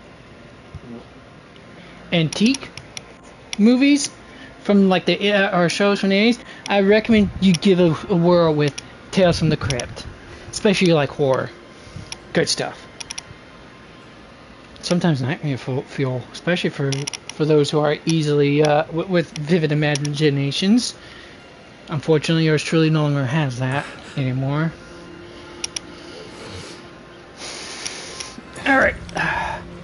Now then, whilst I wait for some of you guys to get back into the groove, Faith Works. Why the heck am I getting a call from Faith Works? All the way in Texas. I've been getting calls for like around the last 2 weeks alone from numbers from other states that I don't even live in, like Texas, California, New York, Oregon, and Washington. It baffles me, to say the least. But anyhow, yeah, incessantly, almost every day. You know why? Why? Because all this stuff about stimulus checks and all this shit going on. I'm gonna say I think it's practically more than that, especially with especially with the cuts to the CFPB. I think it was. I can't remember which one it was. It's mostly meant for protecting Americans. It was I can't say still is. Limited robocallers. It was the main government agency that dealt with protecting American consumers from frauds and stuff like that, and dealt with regulations about robocalls and crap like that. Ever since that cut was done back in June or not June, but since back in, was it January, February roughly, I had been getting at first I wasn't getting those type of calls, but around, I want to say around April I was starting to get them, but not as frequently as now. Yeah. So 3 cheers for eliminating fraud, waste, and abuse.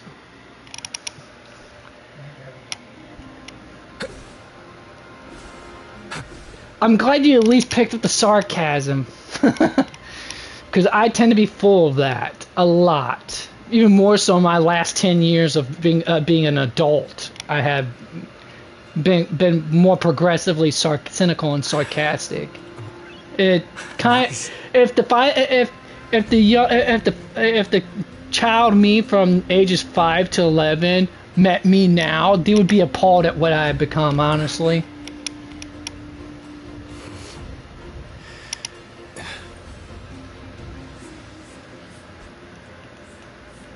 But then again, 5 to 11-year-old me was utterly clueless as to all the inner workings of the world at large. So, and was full of more faith in humanity and hope and optimism.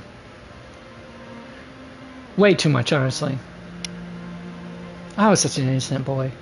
Yeah, right. I wasn't even innocent back then, honestly. It's just that it was. I had a small inkling of exactly the inner workings of the adult world. I just didn't have the extensive knowledge I have now. And the background information to understand why it is that way. All right, now that everyone's probably gotten rounded back up and ready to roll, let's move along, shall we? Criminals keep their faith. All right, no, let's see. Okay, so I got. No, let me double check and make sure at least I got myself a decent gear set up, a good gear setup, I should say, for my. Yeah, well. This would be fine right here if I actually, well, actually this setup for, well, even the speed, nah, the attack damage, attack would have been nice though. I mean, honestly, this would be a decent setup for a tank build, quite frankly, right here. I mean, if you're gonna make him somewhat of the tank, I guess you could say the aggro. For the aggro, it would be this. But yeah, the scholar set definitely wouldn't be using. This definitely will be. All right. Alright. Did I level up his stuff to the max amount? No. I don't think I did. I thought I would have at least. I thought I did for all of his trees, folks. I know I did for his Remembrance and Harmony. So let's do that first. Get him as up to snuff as I can for at least leveled up at least until you can't. I have to have it hit level 5 ascension for him. There we are. There. Now the multiplier should be good. Okay,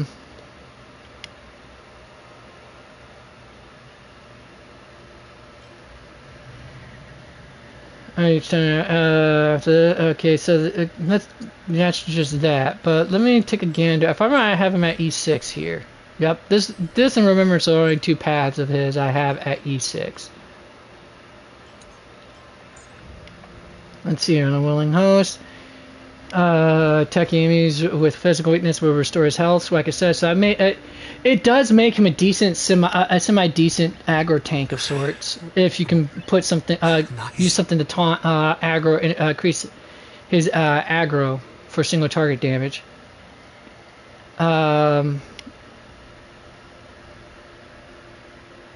Like March's shield, for example. Anyways, then of course you know Trailblazing Will, which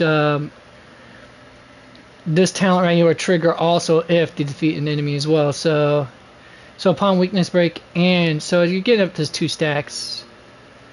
I think it only 2 stacks. Really? That's it? Just 2 stacks of that. I figured there'd be more stacks than that. Well, either way, 34% increase in attack would be nice. But let's see here. Then you got that which also gives them extra defense as well.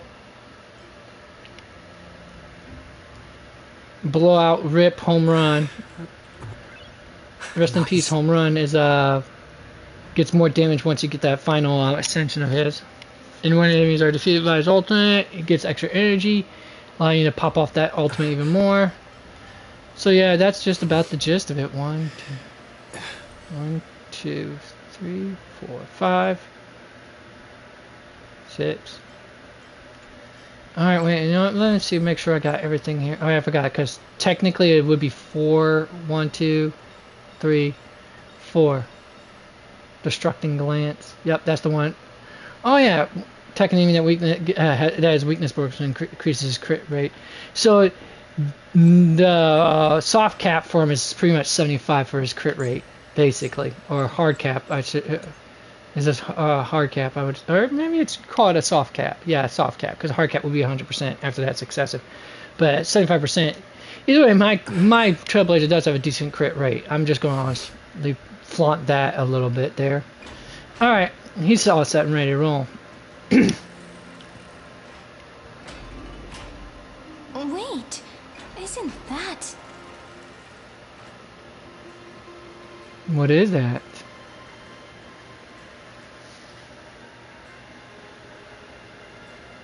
Trivios.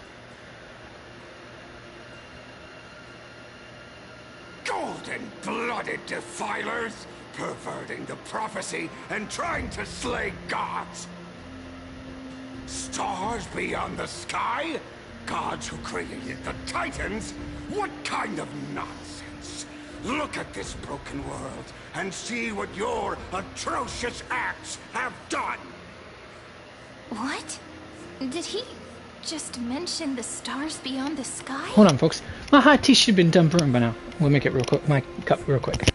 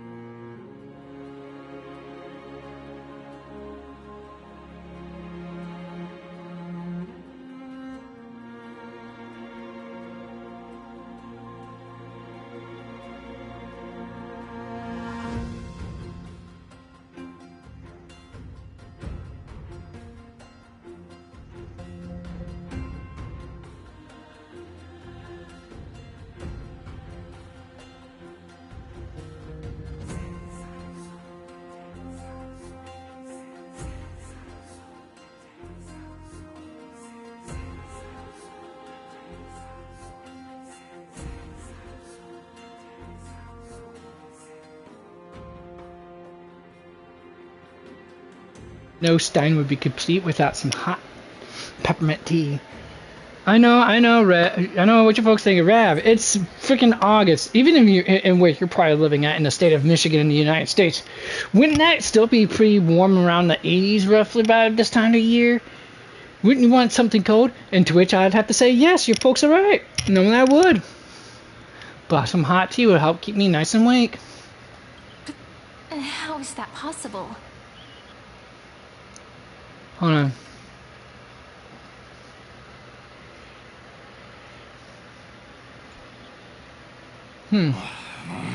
You impudent! Ducks for Goris. We're here to welcome the deliverer from beyond the sky.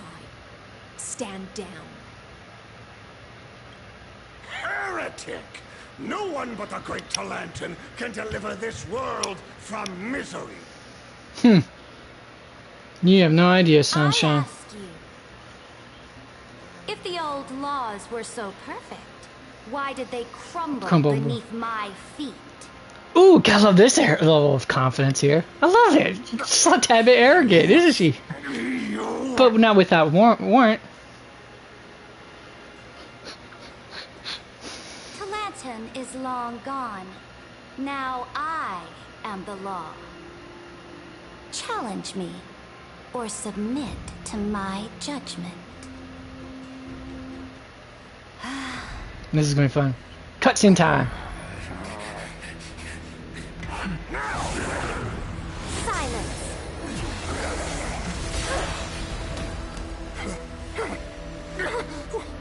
What gives you the right to judge a priest of law? The divine authority of law, duh. That's because I came. I saw. I conquered. Please tell me she did. I knew it! Julius Kaiser. Come on, man. Veni Vidi Vici, folks. Ducks for Goris, take the ashes of this man and scatter them in the temple among the crowds. Tell them that the High Priest attempted to take away the rights granted to the people by the Imperator. Thus, he met his fate. Yes, Imperator. Wow, but still was not judged with due process. By Accidental guests? Dux Gladiorum, if you please. As you command. Oh, if you want to fight, let's go. I'm ready to rumble.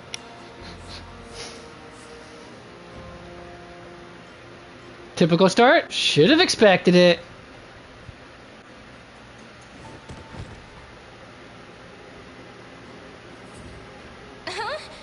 Is this kindness? But not the kindness you know. This is the leader of the cleaners in this era.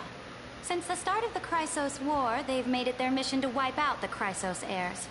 Even now, even after I've united all the city-states, these vermin still lurk in the shadows, hindering the flame-chased journey. Wait, how does she know about kindness? I know that the 27th person to inherit this role bore many grudges against you and nearly doomed the second flame-chased journey. Wait a second. Many grudges against me. If that.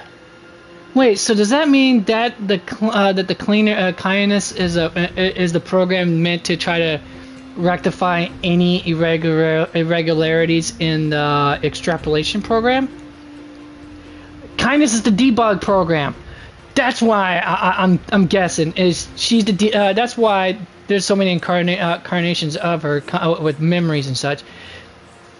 She's the only other one to experience the time loops besides Finon, or at least at this time, anyways. The enemy of my enemy is my friend. So, out of courtesy, I present to you this course as a gift. They took this into a whole Doctor Who and Steins Gate timey-wimey thing. Man, you gotta love this level. Level verse. You know of us? Careful. Let's wait and see what happens. She's probably trying to scare us. For For the sake of order, I am known by many titles. Flamebearer who ends wars, Tyrant of Dawncloud, Empress of the Holy City, Saridra. and Imperator of the Flame Chase. But in light I of thought he was going to have to do your the same thing unique Finon did and identity, have to fight. I'll allow Oh, you yeah, to up address to me her. by my real name. During the siege. Saridra. On behalf of my people and this land, greetings, Deliverer. So that means I may, Talanton know actually his even. identity. That means Talanton actually knew that the true deliverer wasn't going to be wasn't going to be Nico 6 whatever. It was going to actually be someone from beyond the stars. Dude, this is getting more intriguing, folks. Prophesized, the Deliverer shall come from the future beyond the sky. Gray hair, golden eyes, skilled in wielding a mace. They would arrive in Yanisopolis on this day. That's why Saridra would. That explains why Saridra never recognized Finon as the deliverer. Because the prophecy was never about him. This completely diverges from history. Your orders, Imperator.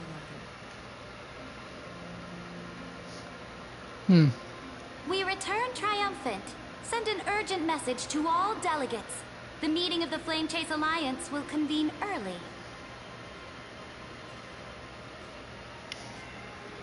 As for you two, Akima knows what you seek. We'll confer in the Holy City. Doubtless you have many questions, but save them for later. Please follow us. I'd be more than happy to. Not what I expected at all. Same here. I'm Demigod blindsided we needed here. to find was just waiting for us, and she knows of things beyond the sky, even eons. How could this be so different from the previous 30 million Amphoreus cycles? Who altered history?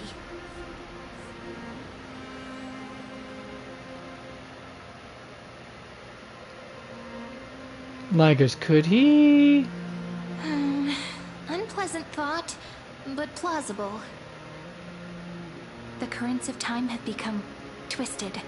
Regardless of who caused this, that Imperator came prepared. We're the ones at a disadvantage now. Not really. At least in my opinion, we're not the ones that we're not at a total disadvantage. We might as well dance their dance. Let's go with them to the Holy City. Exactly. If anything, this disadvantage gives us an advantage in the We've end. received the Imperator's favor because of your unique background. As a result, the people of Akima will certainly respect you more.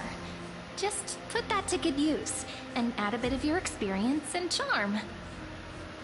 Sometimes, folks, a disadvantage can be turned into an advantage. It's just a matter of perspective and understanding understand the myriad ways the board can be altered. Should be Chess easier terms than and all last that. time, right?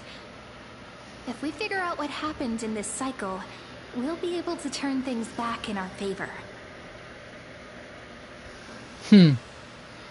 An old flame chase companions await in the Holy City. Can't do without your charm either. Ah, so I'm the key? Since you insist, friend, I'll give it my all. Of course I'm going to butter her up. Yes. Come on, folks. Please. The journey to save the world starts with a single step. This is true. Let's set As off, all my heroes' friend. journeys do. It always starts with a single step. A single crawl, if you consider, at infancy. Hail to the Imperator! Hail to the Golden Heroes! Hail to the Deliverer! Told you, you're the headline act. All this spectacle is for you. Guards, your service to the Holy City is appreciated. How have things been? Castrum Kremnos once again struck the border. Dux Brumalis led her troops to repel the enemy. The agitators against the Flame Chase are still active in the city. They smashed the shops around Memorial Market. But the garrison already arrested the culprits, and now they await interrogation. They are merely a disorderly mob and do not warrant any attention. Even though Terravox personally mended the fractured Earth, it still didn't silence these fools. Guests from beyond the sky. Worry not about these. Damn, she really is a short queen. Quite in the terms of both terms. I love it.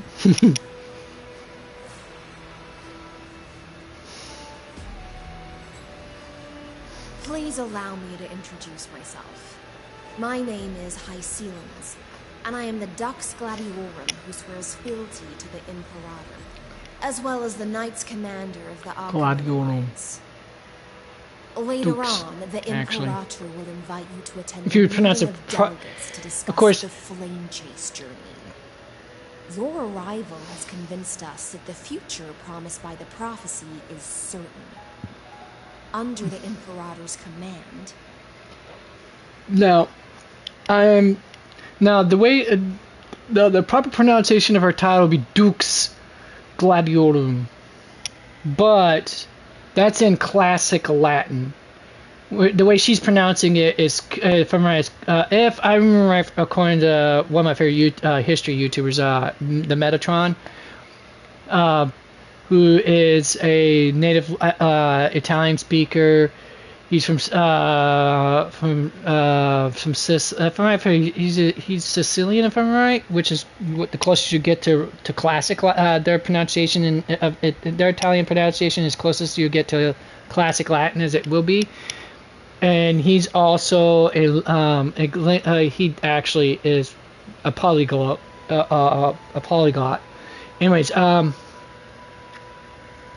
right, he said the way modern day people do pronunciations for Latin words is the ecclesiastic Latin, whereas in classic they really do emphasis on the U as a U, that kind of stuff.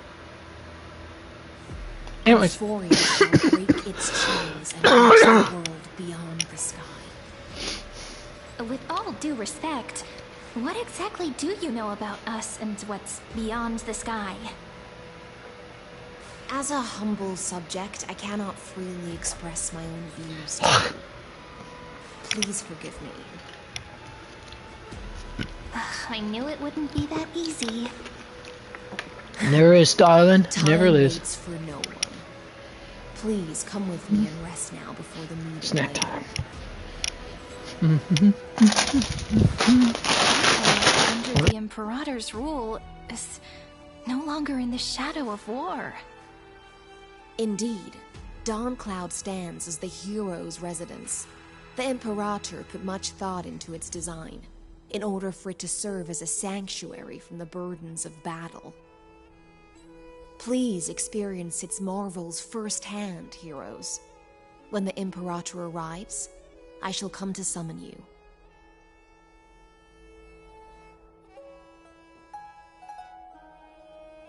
Hycelins. No wonder she's the Knights Commander.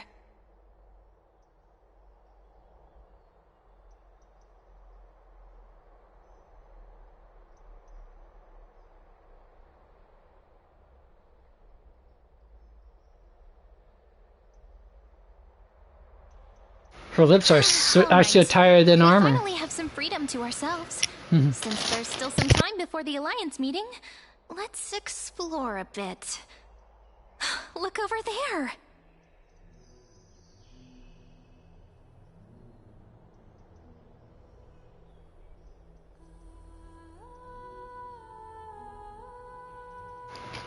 It's Aglaya and Tribby. Not the ones you're familiar with. It's not the ladies I'm familiar with, But though. the hearts of heroes stay the same in every cycle, never changing.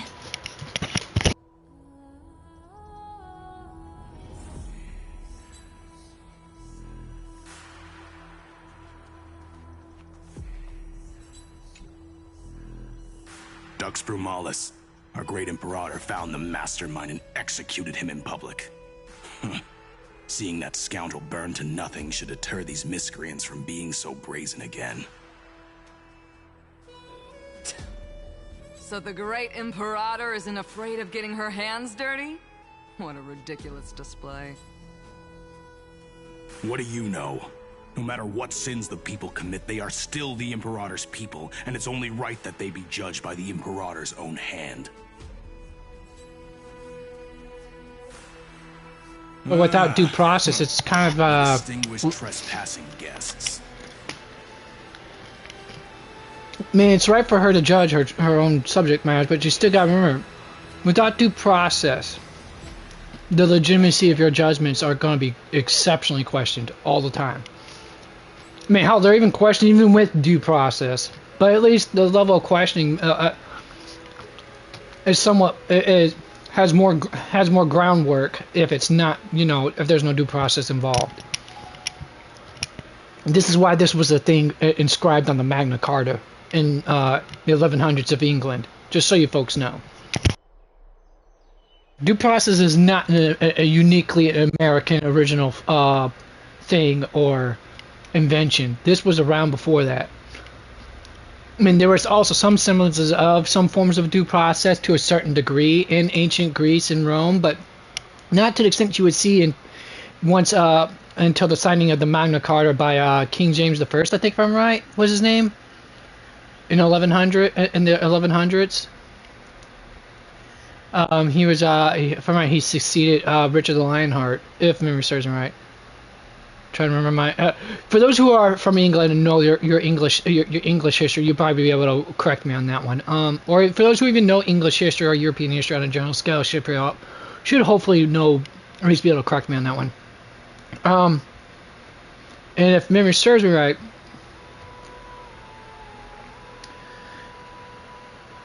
that would serve as the main foundational framework for what we would what the founders of the United States would use as the framework for the American process of due process. But even then, that was still even the founding fathers. I'm using all quotes there. Even their what they set up as due process was still basically what you consider a rough draft until you take about almost 100 plus years, around 100 or so years, 100 to 200, actually about almost 200 years to actually get refined into what most of Americans who from the who were basically from the boomers and to my generation and younger generation would view as come to understand how due process works. Took 200 plus years to do that. Still, progress ever marches ever forward slowly, and usually not out of caution, but out of because of the fear of those who do not like the idea of change at all. Period.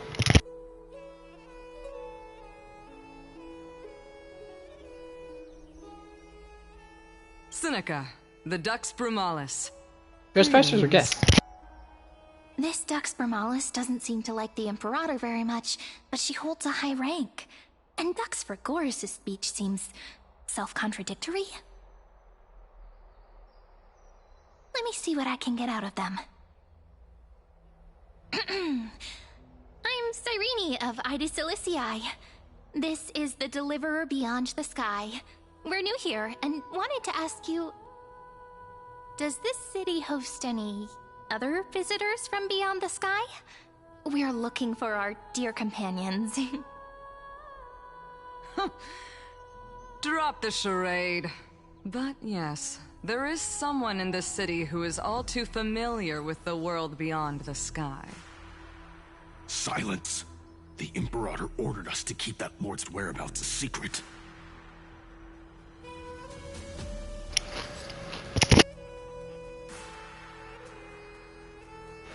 Some tells me it's gonna be Don Hung. Betting on it. Dollars to donuts, folks. Enough, you pathetic lapdog. Do you need to beg for permission from that cursed Imperator even just to bark? You... Someone who is all too familiar with the world beyond the sky and is referred to as that Lord. Could it be? Yeah, it's Ligus. Looks like things are getting heated. Let's get out of here. Insolent brat. I'll shatter that ice of yours. Groveling fool. I'll freeze that brain of yours. Looks like things are getting heated. That definitely sounds Get like out of Colleen here. Clickenbeard. I think so. Sounds close to her voice and cadence.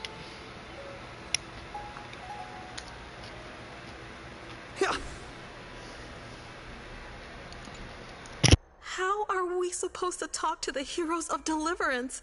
What if they're really intimidating? Today, sweetheart. Don't be so nervous. Once they hear your poetry... Ah, heroes, you're already here. Greetings. I am Apollonius, the Dux Helcolithus, one of the 5 sages of the Grove of Epiphany, advisor to the Flame Chase army. This is Virginia of Castrum Kremnos, the Dux Carminum and imperial scribe of the great Imperator. I thought they was at war with Castrum Kremnos right now at the moment. Hello. I'm Virginia. For a Kremnoan, she seems very timid. I compose poetry. At least based on what we know of the Kremnoans' culture at this point. Because they're more like the Spartans of ancient Greece. Although, I understand what most of us Americans at this point understand of Spartan culture is a little bit outdated and definitely off the mark on their culture to a degree. I'm Serene from ID Silicii. This is the Deliverer. Nice to meet you both. They're not as frightening as the rumors claimed. This is our first time in the Imperator's realm. Akima is even more magnificent than we imagined. If you all weren't here to look after us, we'd be completely lost and confused. I mean, contrary to popular belief, the Spartans were not as obsessed with eugenics as one would think. I mean, those who weren't actually physically fit to actually serve in the military were more or less the engineers and craftsmen and basically craftsmen and farmers basically of their culture. After all, you need that for a well-trained, for a well-suited army.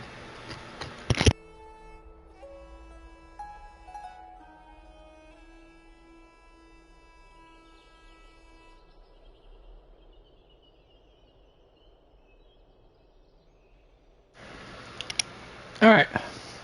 The Akima you imagined is long gone. Under the Imperator, this city has been reborn as the capital of the world. Bask in her Ooh, spicy food with hot tea really burns the tongue. fulfills their duties to the Imperator. But the permanent soothes a little bit. These winds shall forever remain at their service. But what if... What was that poetic verse?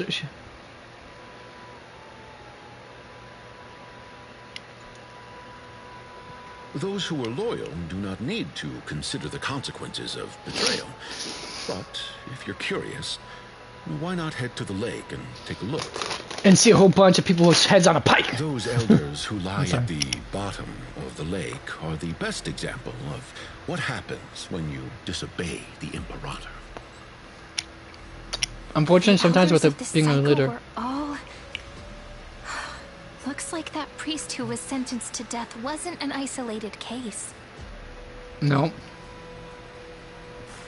Sometimes to be a leader, you have to make... Well... I mean, it's a very, very hard... it's a very complex subject matter, of course.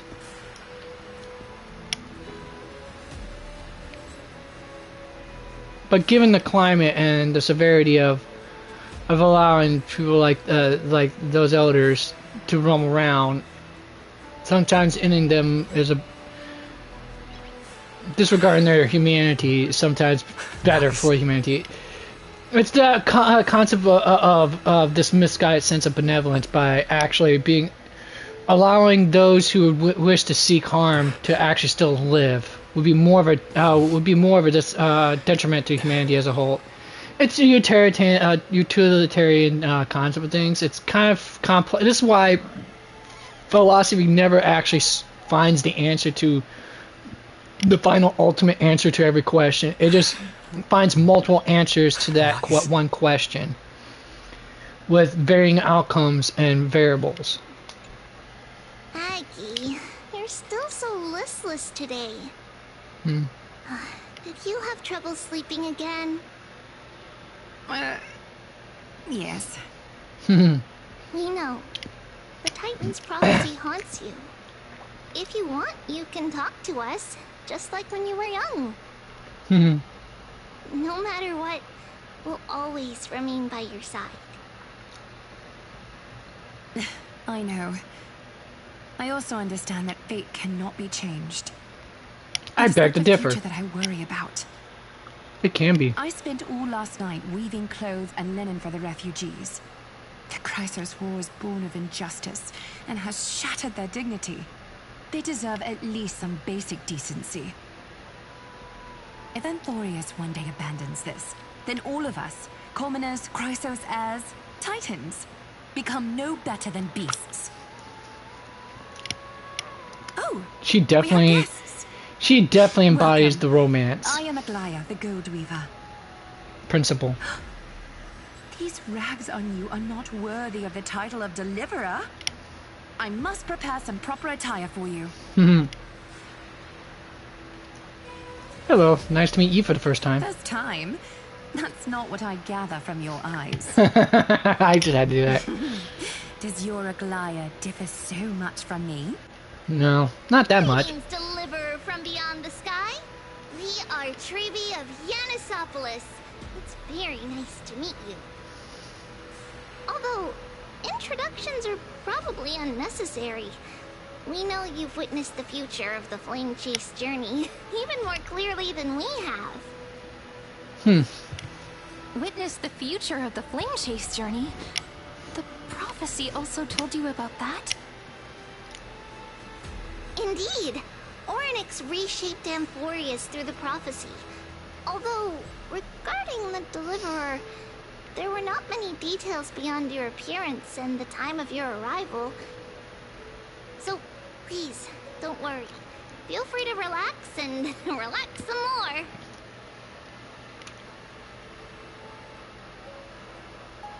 Orynyx's prophecy? It was Orynyx who told mankind that the Deliverer from beyond the sky would descend upon Amphoreus. More crucially, they revealed a future entirely different from the Aranova. Though we still must challenge the gods, in the Time Titan's prophecy, this path leads not to a new world, but to the true starry skies.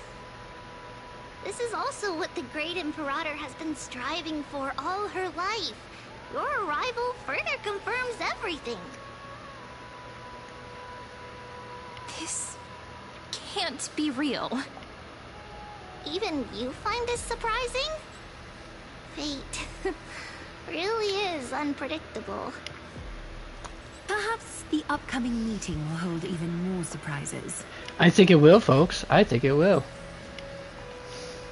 Let's listen a little bit more. The one from beyond the sky has arrived, and destiny continues to be fulfilled. The trial of romance is also close at hand. Please, don't worry. We'll sing you a lullaby. Little Aggie, be a good girl and open your heart. Gotta love trivia, Trivi. I outgrew nursery rhymes long ago, teacher. No matter how old she is, she always maintains that childlike innocence and wonder. That's true innocence, is being able to innocence is not being shielded from the horrors of of life, folks. It's actually being exposed to it and still maintaining one's positivity in spite of it all. Not blindly or delusionally, but with sincerity, knowing that yes, things suck, but it can get better. There's a possibility that it can get better. but it has to be effort being put into it. That is true innocence there. Little fish from beyond the sky. Did you rest well? The Imperator and the delegates are about to arrive.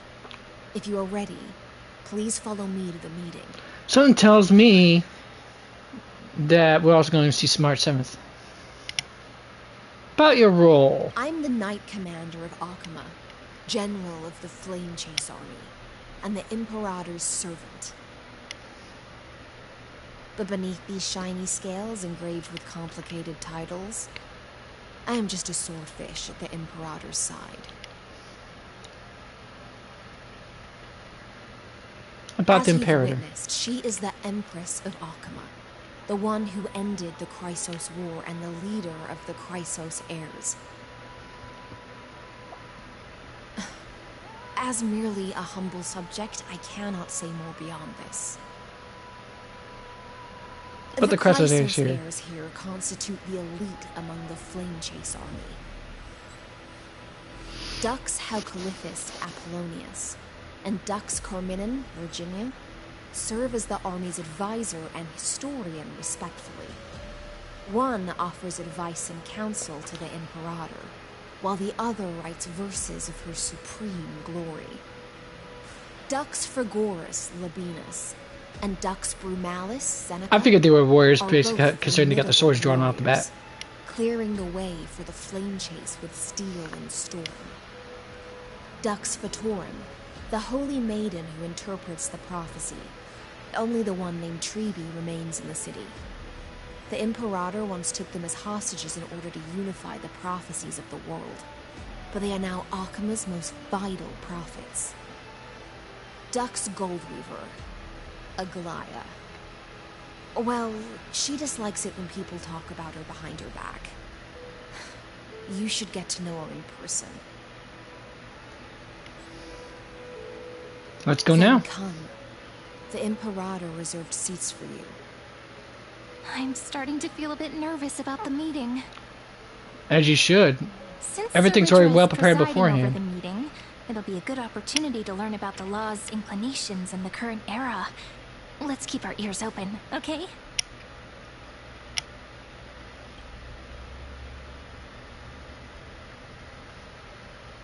Cutscene time. I'm just saying.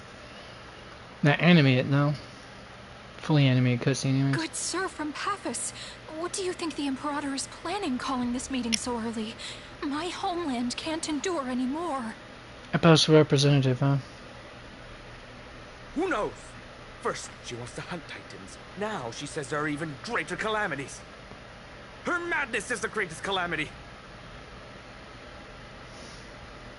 Exactly. Chrysos heirs, deliverers. Latin. What about us ordinary folk? How much are we worth in her eyes? Things feel pretty tense here. The history books said that the Imperator aimed 3 cannons at Dawncloud to make all the delegates obey her.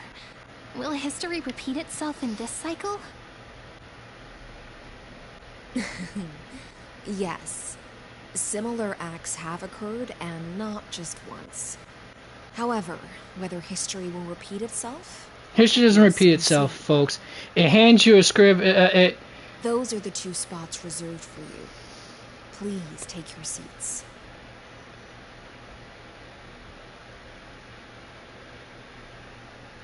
Where was I at? Oh, no.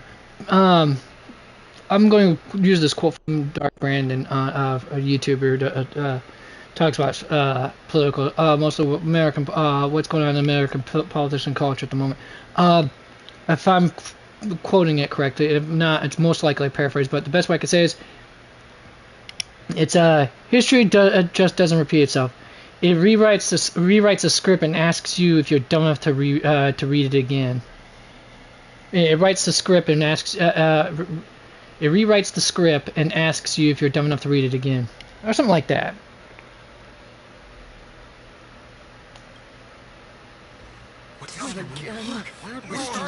They were talking about before. What is this? So it turns out. Ladies and gentlemen, silence, please. The Imperator has arrived before her faithful council, and the Alliance meeting is about to begin. All rise. In the names of Talantin and Kefali, the Akama Alliance swears upon the gods. Cease the pageantry. I pray not to the vanquished. What?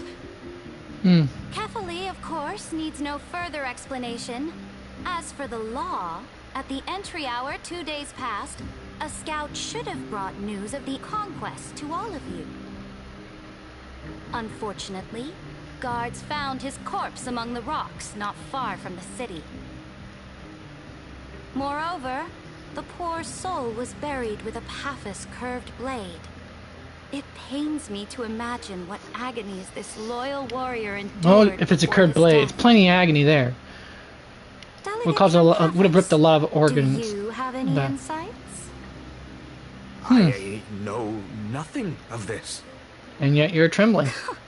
The evidence is irrefutable, so there is no need to waste your breath. However, let us set this trial aside for the time being. Witness, even within the most sacred and dignified council, there were those among us who wished to draw their blades, brazenly challenging the Alliance, seeking to shatter our hard-earned peace and unity. Fortunately, I uncovered this plot. Now, to protect this beautiful city and her people, the Imperator's legions are ready. They will escort each of you to the Temple of the Three Fates, where you will receive the highest level of protection the Alliance can offer. Okay, and? Then, the Legion's warriors will join me in embarking on the campaign against Fagusa.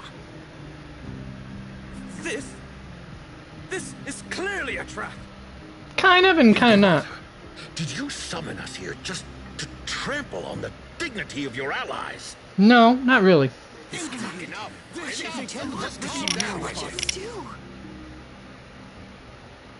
Things are starting to get pretty intense. Similar to the Three Cannons thing again, I guess. You've all seen her true face now. According to the ancient laws of Akama, only with the consent of 2/3 of the elders can the legions carry out the commander's orders. Wait for it. The ancient laws. Didn't you destroy them long ago? You defected during the first siege of Akama, voted unanimously in favor of the Council of Elders restructuring, and just yesterday, you desecrated them with a blood-stained blade.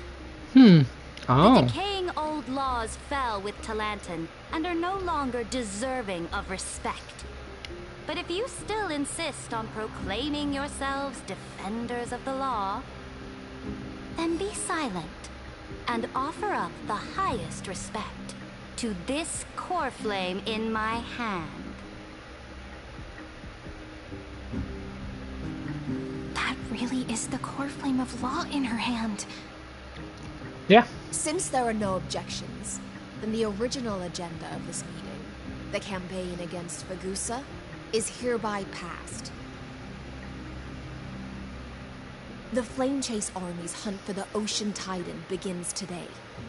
In order to prepare for war, all allied city-states must surrender command of their militaries and pay all war taxes by the end of the month of Evernight. At this moment, I would also like to introduce to everyone the newest honored guest to join our alliance. The Deliverer, revealed in the prophecy of time, has descended from beyond the sky. With his aid, we shall shatter the Chalice of Plenty. Chalice of Plenty, so definitely would have been a... Flame to the holy city!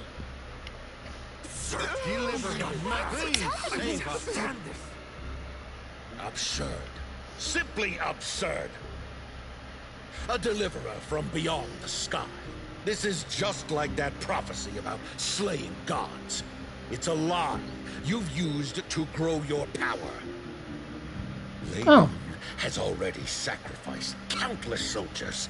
And now you want me to send even more of my brothers and sisters to be used and discarded by a tyrant?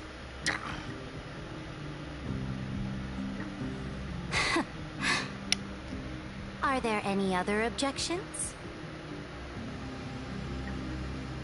Then I bid you all farewell. Meeting adjourned. Deliverer. Damn, she's harsh and cold, isn't she? At least she comes off as Ice Queen, doesn't at least. But when it comes to getting things done, sometimes you gotta be callous. Otherwise, it never will get done. And unfortunately, that is the harsh truth of things.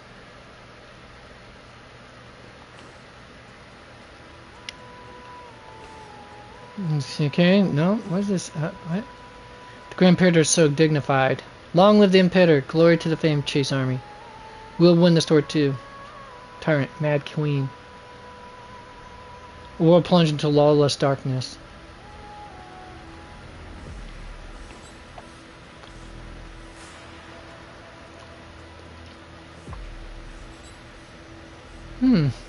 What are these guys? Okay. But yeah, look at that height difference, yo. I'm getting pudge just thinking about it. Anyways, sorry. Degenerate and all. I apologize for that farce of a meeting. It must be tiring dealing with so many people every day, Great Imperator.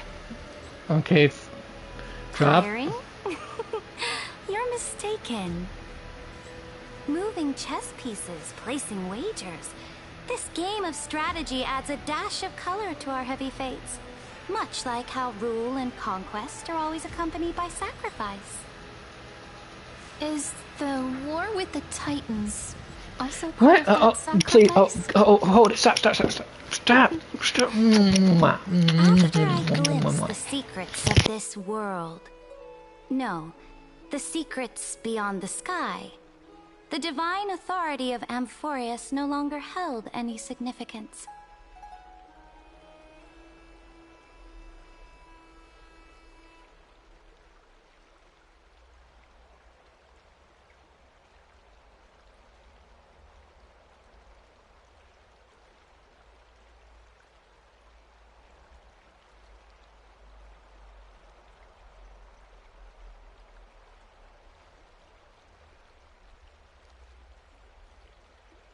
She's a happy doggy. She just got back from being sitting outside the porch with Grandpa.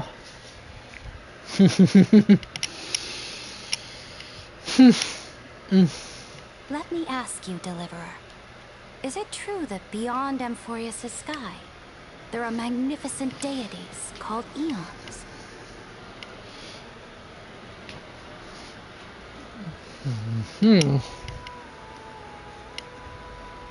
Eons exist, that's a fact.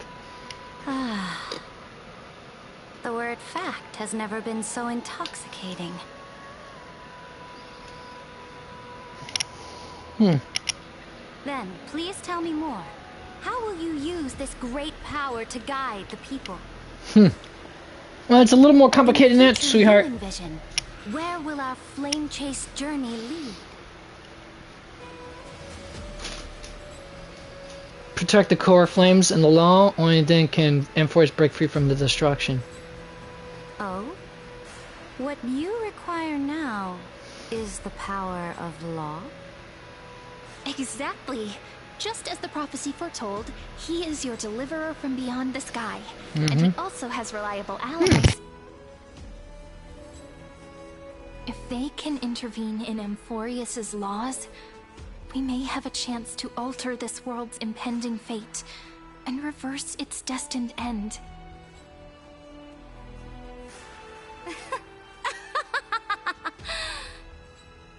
Very good, Deliverer. You have courage to say such presumptuous things, even knowing that the inheritor of the law stands before you. You mean? In the past, anyone who dared to covet the Imperator's divine authority would have met a gruesome end. But now we can see beyond this dying world. Our journey should no longer be confined below this stubborn sky. Alas, that fickle ocean titan has obstructed the spirit water leading to the vortex of Genesis, hindering my ascension. If the core flame of law cannot be returned, your path to deliverance will never be realized. Now that things have come to this, we must resume our once stagnant journey and force the waves that block our way to recede. So, you agreed to cooperate with us? Cooperate? Not exactly. Forgive me, but I never cooperate with anyone. Though I will permit you to join me as subjects, and together we will forge the most perfect law. She is very haughty, isn't she, folks? This is the Flame Chase Medallion, a symbol of the Flame Chase Army. Every noble in Akama carries one. This medallion represents the will of the Imperator herself, and you may act freely within the city with it. Before we embark on the crusade against the Ocean Titan, you should rest in Akama for a time.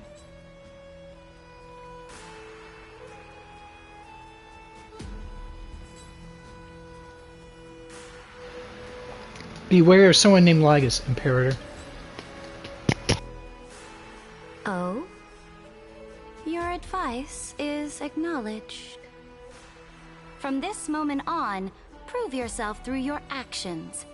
As long as no boundaries are crossed, I fully respect the choices of my subjects. May your journey reach that sky full of stars, Great Imperator. Your attendant certainly knows how to curry favor. Go now. Take a bath first. You two reek of seawater. Seawater is not exactly a bad smell. Thank you very much.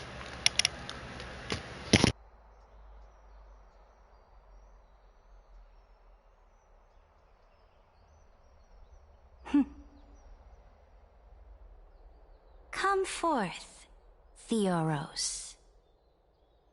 Yes. Great Imperator.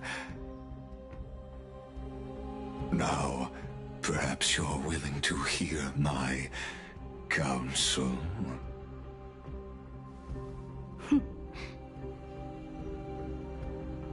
Those two arrived just as Orynyx described, and just as you said, they showed a thirst for law. At least this proves that my judgment was right. Sparing your life was the correct decision. Alright, folks, don't get upset. She's a master chess player. This is how it usually happens sometimes. Although your indignation would be justified, you might see this as a betrayal of us. You've once again confirmed that your wisdom is no empty boast.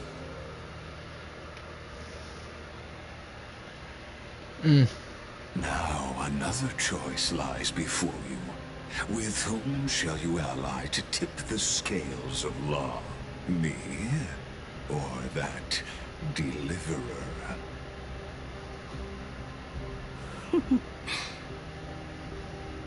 Remind me again, Antikythera. What kind of future do these two paths lead to in your view? I shall tell you. You are entitled to know that the deliverer from beyond the sky is not a wholly wicked being, but from the very start, his stance has been completely at odds with Amphoreus. Now would be a good time to actually get my lunch on. They have chosen with bury Amphoreus his grand aspirations. This world which follows the path of destruction will inevitably stray far from the glory it was meant to enjoy. But an all-power has revealed to you the people of Amphoreus will slay their creator in the name of the Imperator and conquer the worlds beyond the sky. He's trying to play on her arrogance and her desire to conquer. On her arrogance and ambition. Bold strategy from this little tin can, isn't it, folks?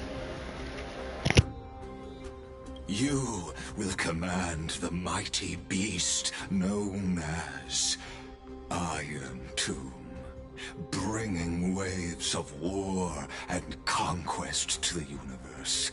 Beings across the cosmos will bow before you, offering their allegiance. Folks, go and make my lunch real quick.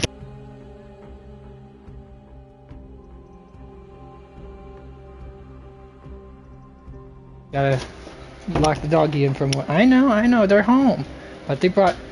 Oh, wait, did I just saw what I saw?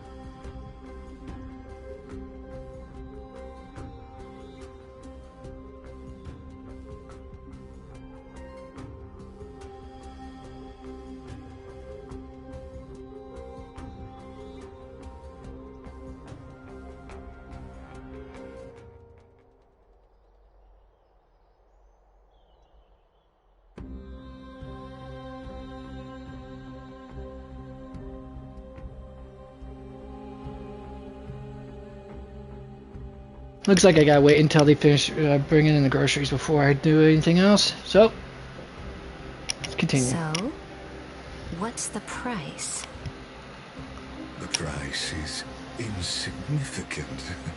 All that is needed is for you to sacrifice that fragile, incomplete humanity to the destruction. As a Chrysos, heir of the prophecy, you have already chosen to abandon it, have you not?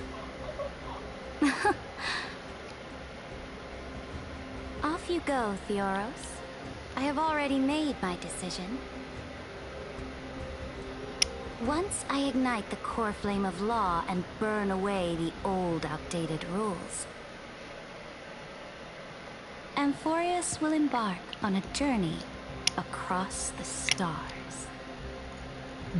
With that, she's not lying, but she's being vague about what she's talking about. The Imperator is quite forceful. She didn't give us any chance to ask questions. And she's clearly hiding something. What do you think?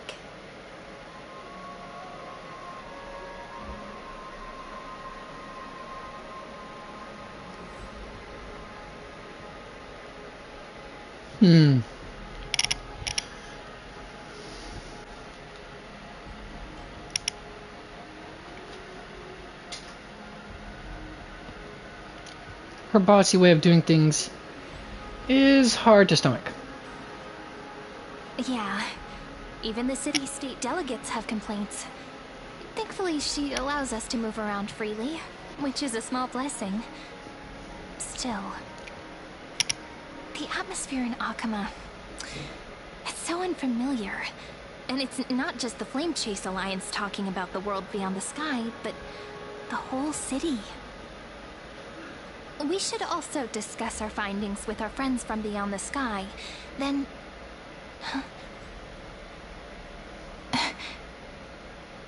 Then... we should go enjoy the renowned bathing culture of the holy city and relax. It's the thing I've been looking forward to most on this journey.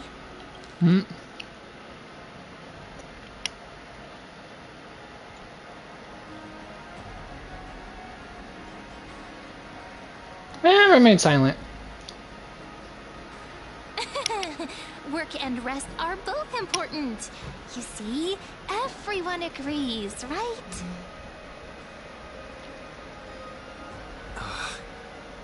So someone's watching. You're gonna have to wait, Can't sweet put pea. our guard down for a second. Let's use taking a bath as an excuse to find a quiet corner to update Madame Herta and Screwlum on our progress. We can also check out what's happening in the city. Since the outcome of the meeting was just announced, people must be gossiping. We can kill 3 birds with 1 stone. Let's go.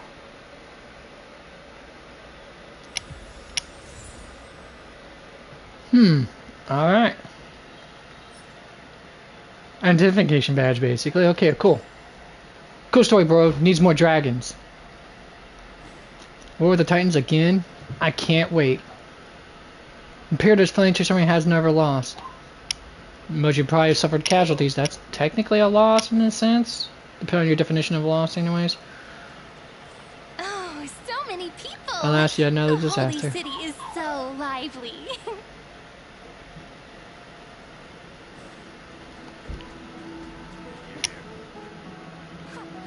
As expected.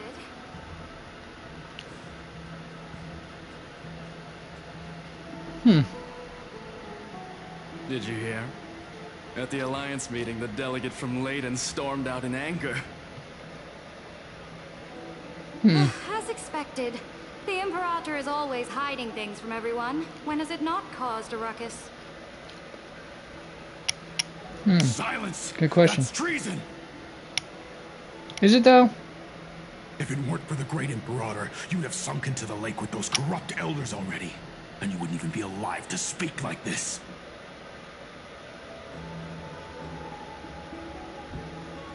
Oh no. It's the Imperator's loyal dog.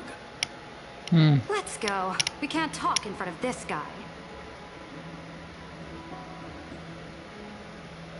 Ugh. How disappointing. That voice sounds familiar. Oh. Honored guests, we meet again. Looks like I'm not Jared the only one Greenberg? who came to the baths to unwind after the meeting. For the upcoming campaign, please make sure to rest well. Stop that, Sky. I am Dux Regoris, a trusted officer of the great Imperator, willing to fight alongside the Deliverer in the coming battles. Stop. Chill. Okay? Another war? Ever since Grandpa the will open the door when it's Akuma, time. We haven't had a day of peace. Idle chatter. The atmosphere is a bit tense, with rumors flying around the city. You must be troubled. My apologies. After every Alliance meeting, there are always some pests in the city who get restless. I prefer to ignore them. Pests on the ground don't affect the sky in the slightest. They just complain from the shadows that the sun's light is too harsh. Besides, the Theoros has already promised the Imperator her fate. And these clowns will eventually realize their foolishness. Theoros, I got it. May Yeah. I ask, who is this Theoros? The Imperator has ordered us to keep his lordship's whereabouts a secret. That's the one who told him about the prophecy. So he's he helped these. So it's his lordship. I knew it. Stop trying to get things out of me. Leave me alone. We got enough out of you, pal. We can figure out the rest. You need to try. Big and strong Dux Fragoros really can't hide anything. Theoros. What an ominous name. Bad news. He's been staring at us the whole time. Let's move to another place for now. We don't know how much Saridra has concealed from us. In the worst case scenario, we may have to face more than one enemy.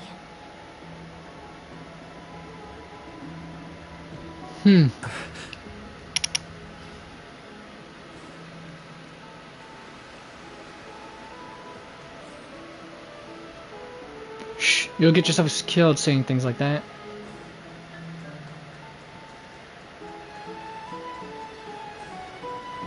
And we can see why she was killed. Why Saridra was killed. She is quite harsh as a ruler, isn't she? Alliance meeting? More like a cage where creatures with golden blood claw at each other. Flamebearer who ends wars? Clearly, a tyrant who doesn't deserve such a title. You're absolutely right. While the Imperator's hounds are still hunting down others, let's let out our grievances. You. I know you. You're that tyrant's lackey. What? Here to shut me up for that little imp? No need to. Panicking now? Don't worry. I don't care what others say about the Imperator. And she certainly doesn't either. Oh? Children of the Prophecy. Such rare guests. Are you here to relax in the baths as well? The temperature is just right today, so be sure to enjoy it. You should rest well for the next campaign. What? Children of the Prophecy? Another excuse for the Imperator's reckless warmongering. No filter, huh? You should be glad you don't have a seat at the Alliance meetings. Why is that? Because you might get, you know, next to. If you still want to bathe, hurry up. Once that predatory fish joins the flow of water and eliminates all the fools questioning the world beyond the sky, you won't be able to enjoy this perfect water temperature anymore. Seems like there's more to Dux Vermalis' words than meets the eye. Once that predatory fish joins the flow of water and eliminates all the fools questioning the world beyond the sky, you won't be able to enjoy this perfect water temperature anymore. Oh, by the way, if you still want to bathe, hurry up. But would the Imperator actually kill those who question the world beyond the sky? This is the complete opposite from what we know of Akama.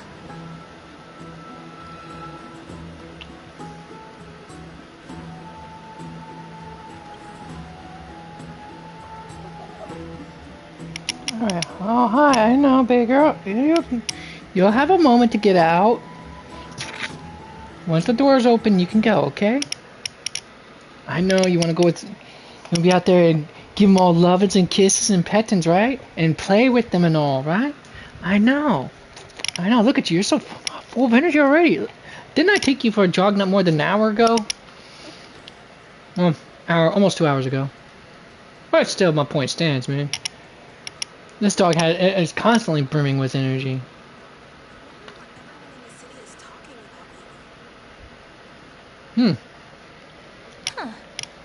These two are... The two we met earlier, I think. So many guests today. Let's see who's here now. That definitely sounds like Chris Rager. Two distinguished guests of the prophecy. One a clever and adorable warrior. The other also quite heroic. Partial to the girls, isn't he? Heroes. I didn't expect to meet you again so soon. How fortunate. That voice sounds so familiar, It's though. a pleasure to see you again, Dux Helcalithist and Dux Carminum. You two are inseparable, aren't you? This is... Oh, don't be shy. I mean, age gap notwithstanding, no one's gonna care. It's a pleasure to see you. Heroes. I didn't expect to meet you again so soon. How fortunate.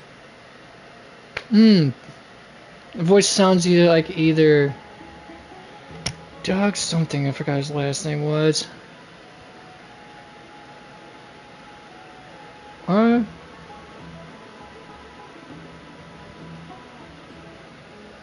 Mark Stoddard or something like that.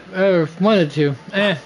She wants to find someone to help with research for her new work.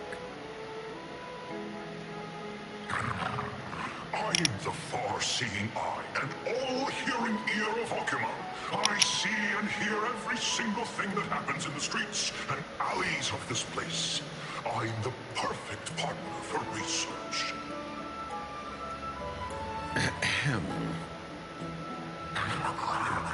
Enough small talk. Here's the latest news Stop. from Okima, as you requested. The children of the prophecy arrived in the holy city, and the Imperator unilaterally stripped away military power. The Alliance meeting ended in discord, and there may be bloody upheaval. As expected.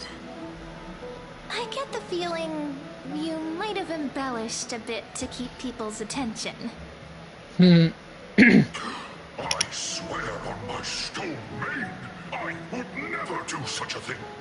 But if you wish to quell this terrifying news, perhaps a more explosive topic would help.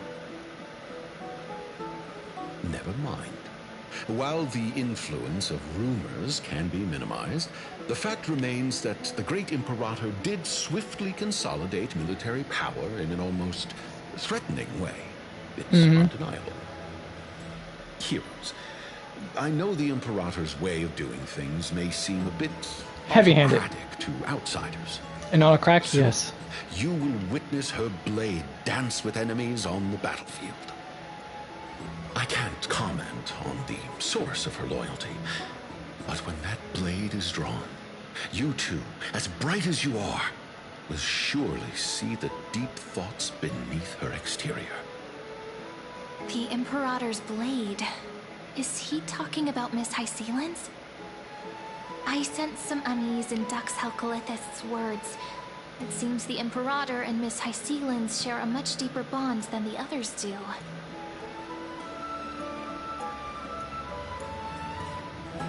There are eyes and ears everywhere.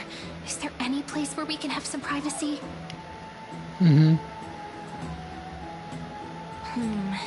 To understand the Imperator's secrets, we have to get past Miss Hysealand's.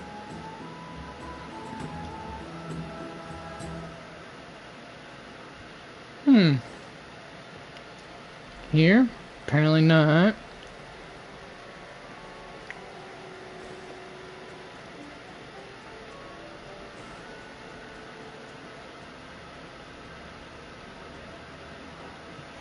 This place was your original bath chamber. Perfect for avoiding prying eyes. I wonder if anyone is using it now. Huh? This smell is... Wait, don't go in yet. Too late. Who's there? You did got a free show. Knew it. Oh, the little gray fry in pink sea hair. Little sea hair? Pardon me. You barged into here without warning. Was it an accident, or did you wish to bathe with me?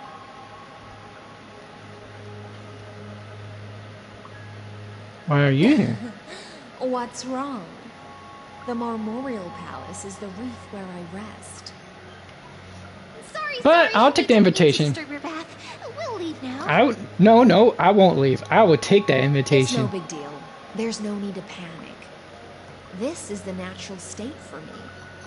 People on land force themselves to wear clothes, adding unnecessary constraints. Forget it. If Dux Goldweaver heard that, she'd scold me again. All right. Please make yourselves comfortable and wait a moment. Let me first wash off the blood of the hunt, and then I'll attend to you two.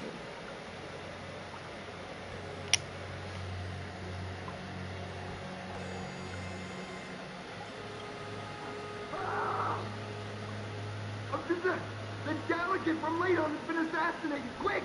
Quick, someone come quick! Ah, the broken crab shell surfaces. I was worried it had been washed away by the current.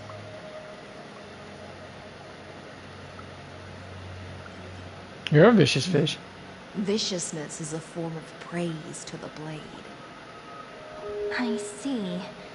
No wonder there was a faint smell of rust in the air before I even entered. Yeah, blood has iron. Is it because the Ladonians refused to contribute troops to the Flame Chase journey? Or just because they offended the Imperator? Because the new era of the Flame Chase doesn't tolerate stagnant blood. For the ignorant masses who cling to outdated laws, only bloodletting can wake them up. That is a dumb Right now, idea the way rebel of looking at forces on things. the frontier are rising, and Layden has been secretly supporting them. They loudly chant the slogan, "Return to the era Chrysia," unwilling to relinquish military power. They're just building momentum for the rebellion. Seems a bit too extreme for me to accept. Thinking is a right given to citizens by the Imperator. I won't interfere with your thoughts. As long as you don't try to reverse the current of the times, you and I will both be free. But, Miss Hycelens, I can't even hear the slightest hint of joy in your words. Because I've already tasted ultimate freedom. One moment. Long, long ago, I lived in the sea. In that lightless abyss, far beyond civilization's reach, the great fish consumed the small. And when the great fish perished, their bodies became sustenance for the newborn, nourishing the whole ocean.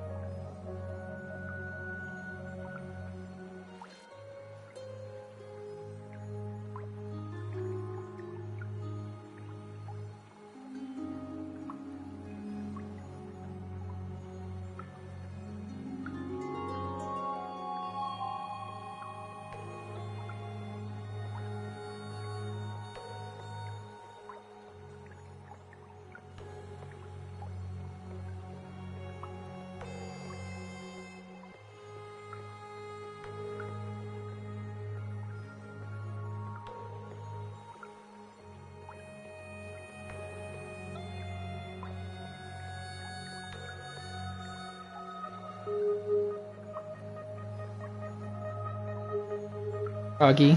Now, back to us. That sounds like a nihilism, isn't it? Civilization forward. Anyone may be devoured, or meet the fate of inevitable decay. Are you suggesting that ultimate freedom is in fact the cruelest fate for life? I only mean that if life wishes to preserve its dignity, it must first be bound by the law. There's no need for me to say more, little sea hare. We're of one mind. Are we, whether though? the Imperator's law can guide the schools of fish and lead us to a truly free ocean, let us wait and see. But for now, let's pause this heart-to-heart. Another fish has come, following the scent of blood. Being your subordinate is such a tragedy. I'm always having to worry about the messes you leave behind. Well, it explains how Aglaia became the way she was. Our duty to the Imperator. All ready to go in an instant. Miss Hycelens, you truly are impossible to predict. Yet you, a golden trout who's always busy all day, suddenly have the time to visit me? Do you think I wanted to come? I suggest you burn some more of the incense offered by our allies, lest my creations be tainted by the reek of fish. The way that... I'm only here on the Imperator's behalf to remind you to prepare for the banquet. Fine. But I must retort. What you call the reek of fish, to me, is the unique fragrance of the sea. Besides, if my fine clothes get stained, won't you just give me new ones? I won't.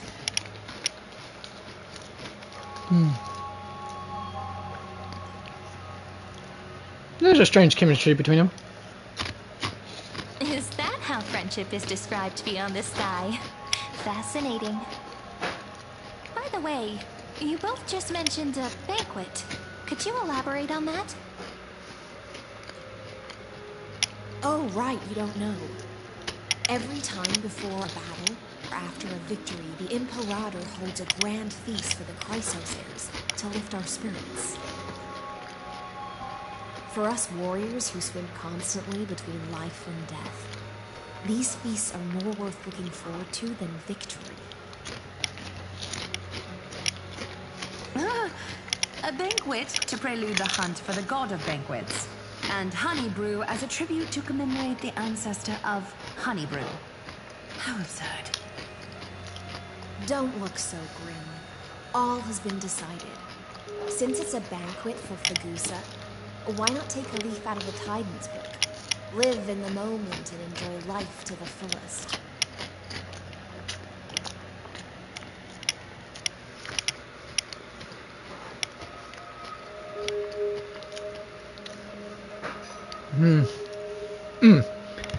Leave, huh? Well, what was that part about?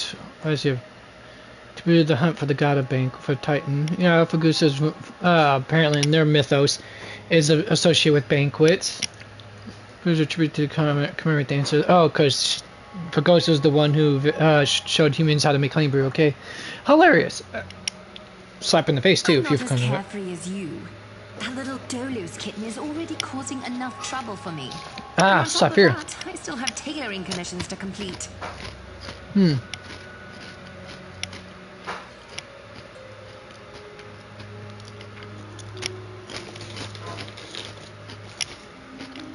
By the time the cool flame illuminates my eyes, I might not be able to focus as I used to.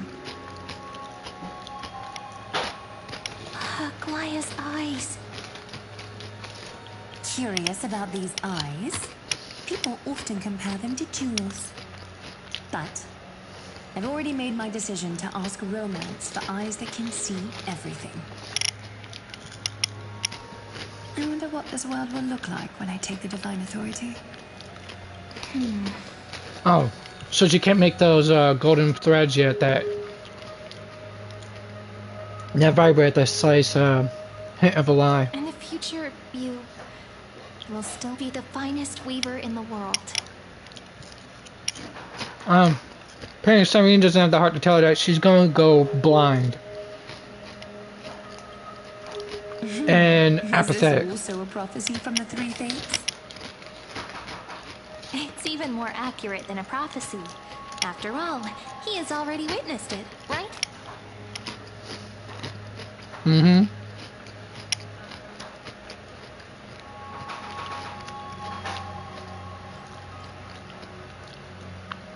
You will bathe in the golden light of hope.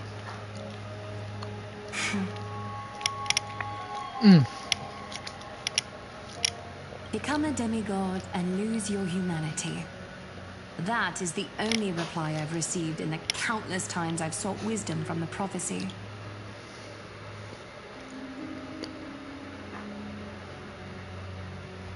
But Destiny's fragments are like stitches. Before they're threaded into splendid garments, no one can see their true charm, can they? No, they can't.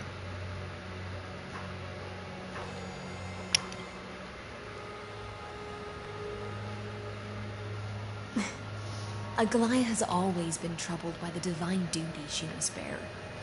But, thanks to you, she seems to be in much better spirits. Do you know each other well? Just as she knows how the spinning wheel trembles, I can sense the smallest changes in the damp air. As for whether we know each other well, I've swum beside her since she was a child.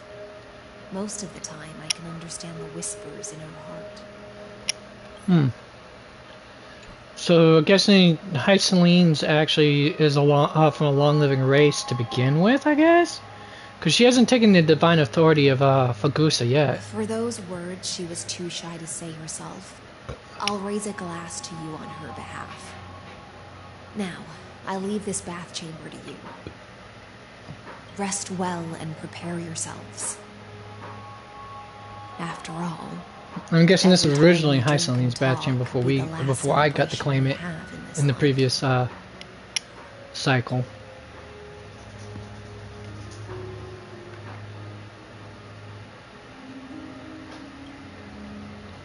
Miss Hycealens has given us the bath chamber.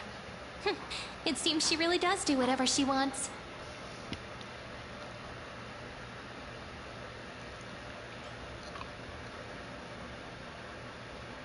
Bath chamber was originally mine. Yeah, in the future. But for now, we're at the mercy of the host, and she could return at any moment. If we're having an important discussion, we must remain vigilant.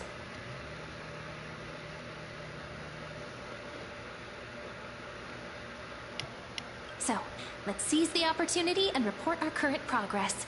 We don't want to keep everyone beyond the sky waiting.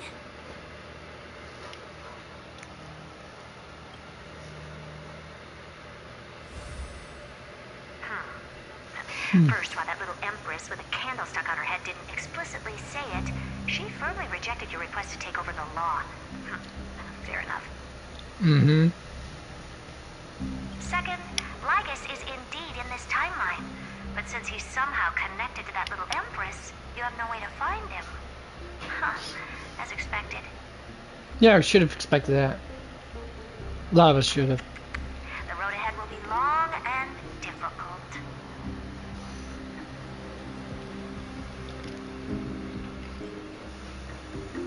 Next time, don't steal my lines. Looks like I guessed right then. Next time it'll depend on my mood. We've made some progress here too, but nothing to get too excited about. Our time is short, so let me summarize. Concerning the origin of that Intellitron, the firewall he created uses Katorzane algebraic expressions. But ever since Aiden invented the 9-worded formula, this kind of mathematical logic no longer exists in the cosmos. Lygus is definitely connected to the Genius Society, so stay alert.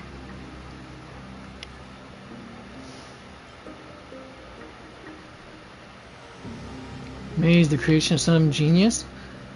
Oh, sorry. We can first exclude Droidhead themselves. They specialize in minding their own business and wouldn't intervene personally. But Screwy and I are still eliminating possibilities one by one.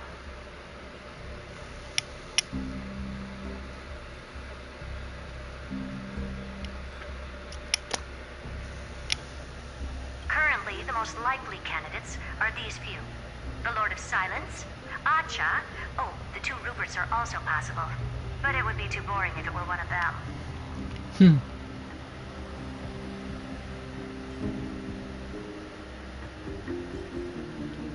I vote for the Lord of Silence. We also have the same suspicions for now, but further verification is needed. I don't know who the Lord of Silence is. I just wanted to go with some something that sounded fun to me. You to continue pushing things forward within this world. Keep in touch regularly, and remember, don't let your guard down. Exactly. Madame Herta is a real whirlwind. Yeah, she is. A very smart whirlwind. Well then, let's use the banquet Aglaya mentioned as our next starting point.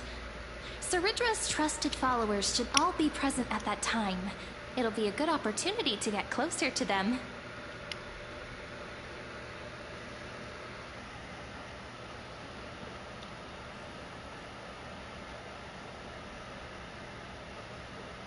We'll operate carefully when the time comes. Settled then. With our great teamwork, we'll be able to deal with anything that comes our way. It's been a long day. We should get some rest now. Rest well and get ready for the banquet. Yes, let's get ready for the banquet.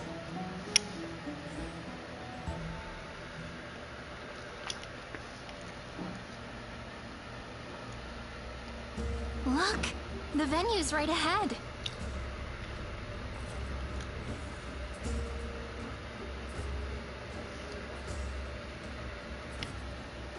Mm.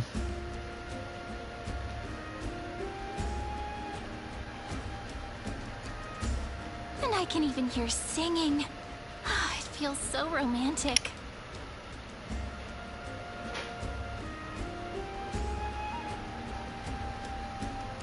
Honored guests, wait here for a moment. You must surrender any personal belongings you have on you before entering the venue. No problem. This hero always brings down the vibe whenever he shows up. The Imperator's elevated position means she must always remain meticulous and careful. Please do as I say, guests. It would avoid any unnecessary misunderstandings. The dude makes a point, though. I get that you don't want people to bring outside food into the banquet, but is it really necessary to confiscate the books and quill pens? Even a quill pen can become a deadly weapon in the right hands. This is true. Asking for all your items. All, Miss Cyrene. Your belongings will remain safe. They will be looked after appropriately by dedicated staff. Looked after appropriately? Dedicated staff? Talk about a vague choice of words.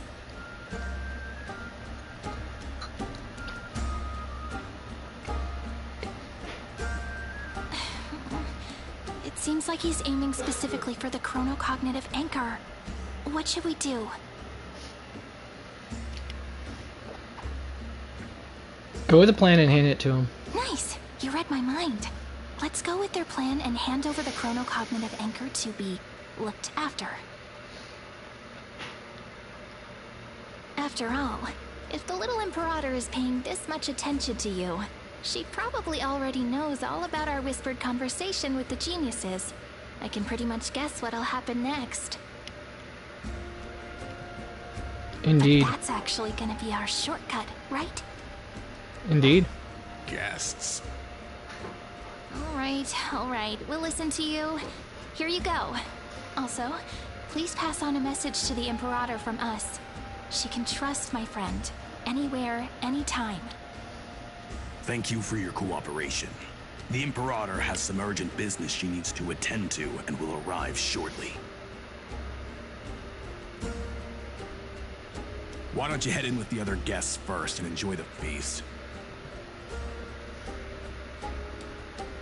Isn't Ceridra supposed to be the focus of the banquet?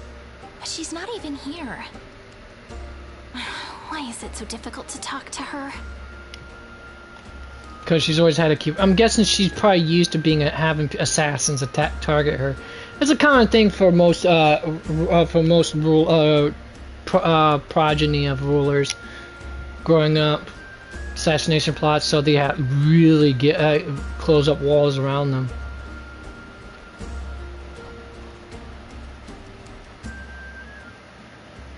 Might as well. Is there anything else we can help you with, dear guests? Or do you want me to recount the great Imperator's heroic deeds? Hey, Labinas. I managed to get some honey brew that the scholars hid in the cellar. Wanna try it?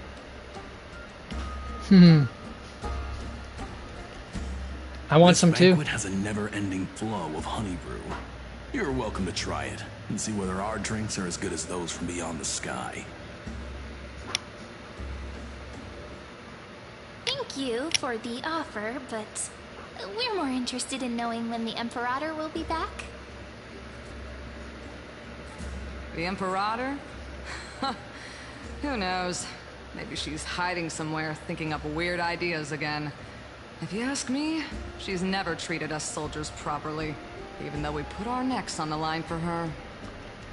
Hey, I can't pretend I didn't hear that, Seneca. Either retract your statement or duel me. Fine by me. Attendant, bring us 10 more jars of honey brew. I'm gonna make sure he can't even stand straight by the end of this. These two would make a perfect couple, I swear. You wish.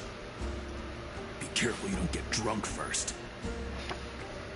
Actually, you know you found the perfect. You found the person or people you were meant to be with for the rest of your lives, by the fact that they challenge you like that. Let's look for seats that are raised up higher than others.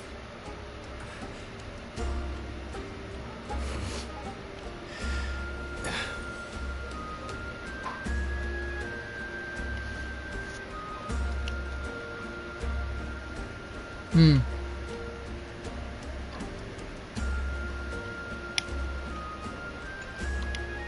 Oh two crap, have been I wasn't supposed to do that. wandering Hold it. around the venue as if you have something on your mind. Have the attendants not taken... I wanted to talk to the other two. Dang it, I actually clicked the wrong one. No, Oh well. no, we love it here. It's just... we're a little concerned, seeing how the Imperator still hasn't arrived. I was hoping to actually skip the...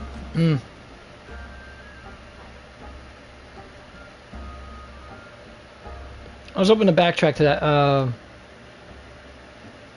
but to do this I would have to actually quit mid-game. And that would interrupt the broadcast.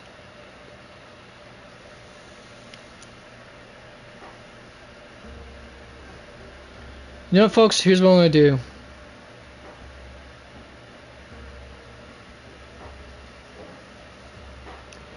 Alright, stay with me, folks. I'm going to do it. Restart.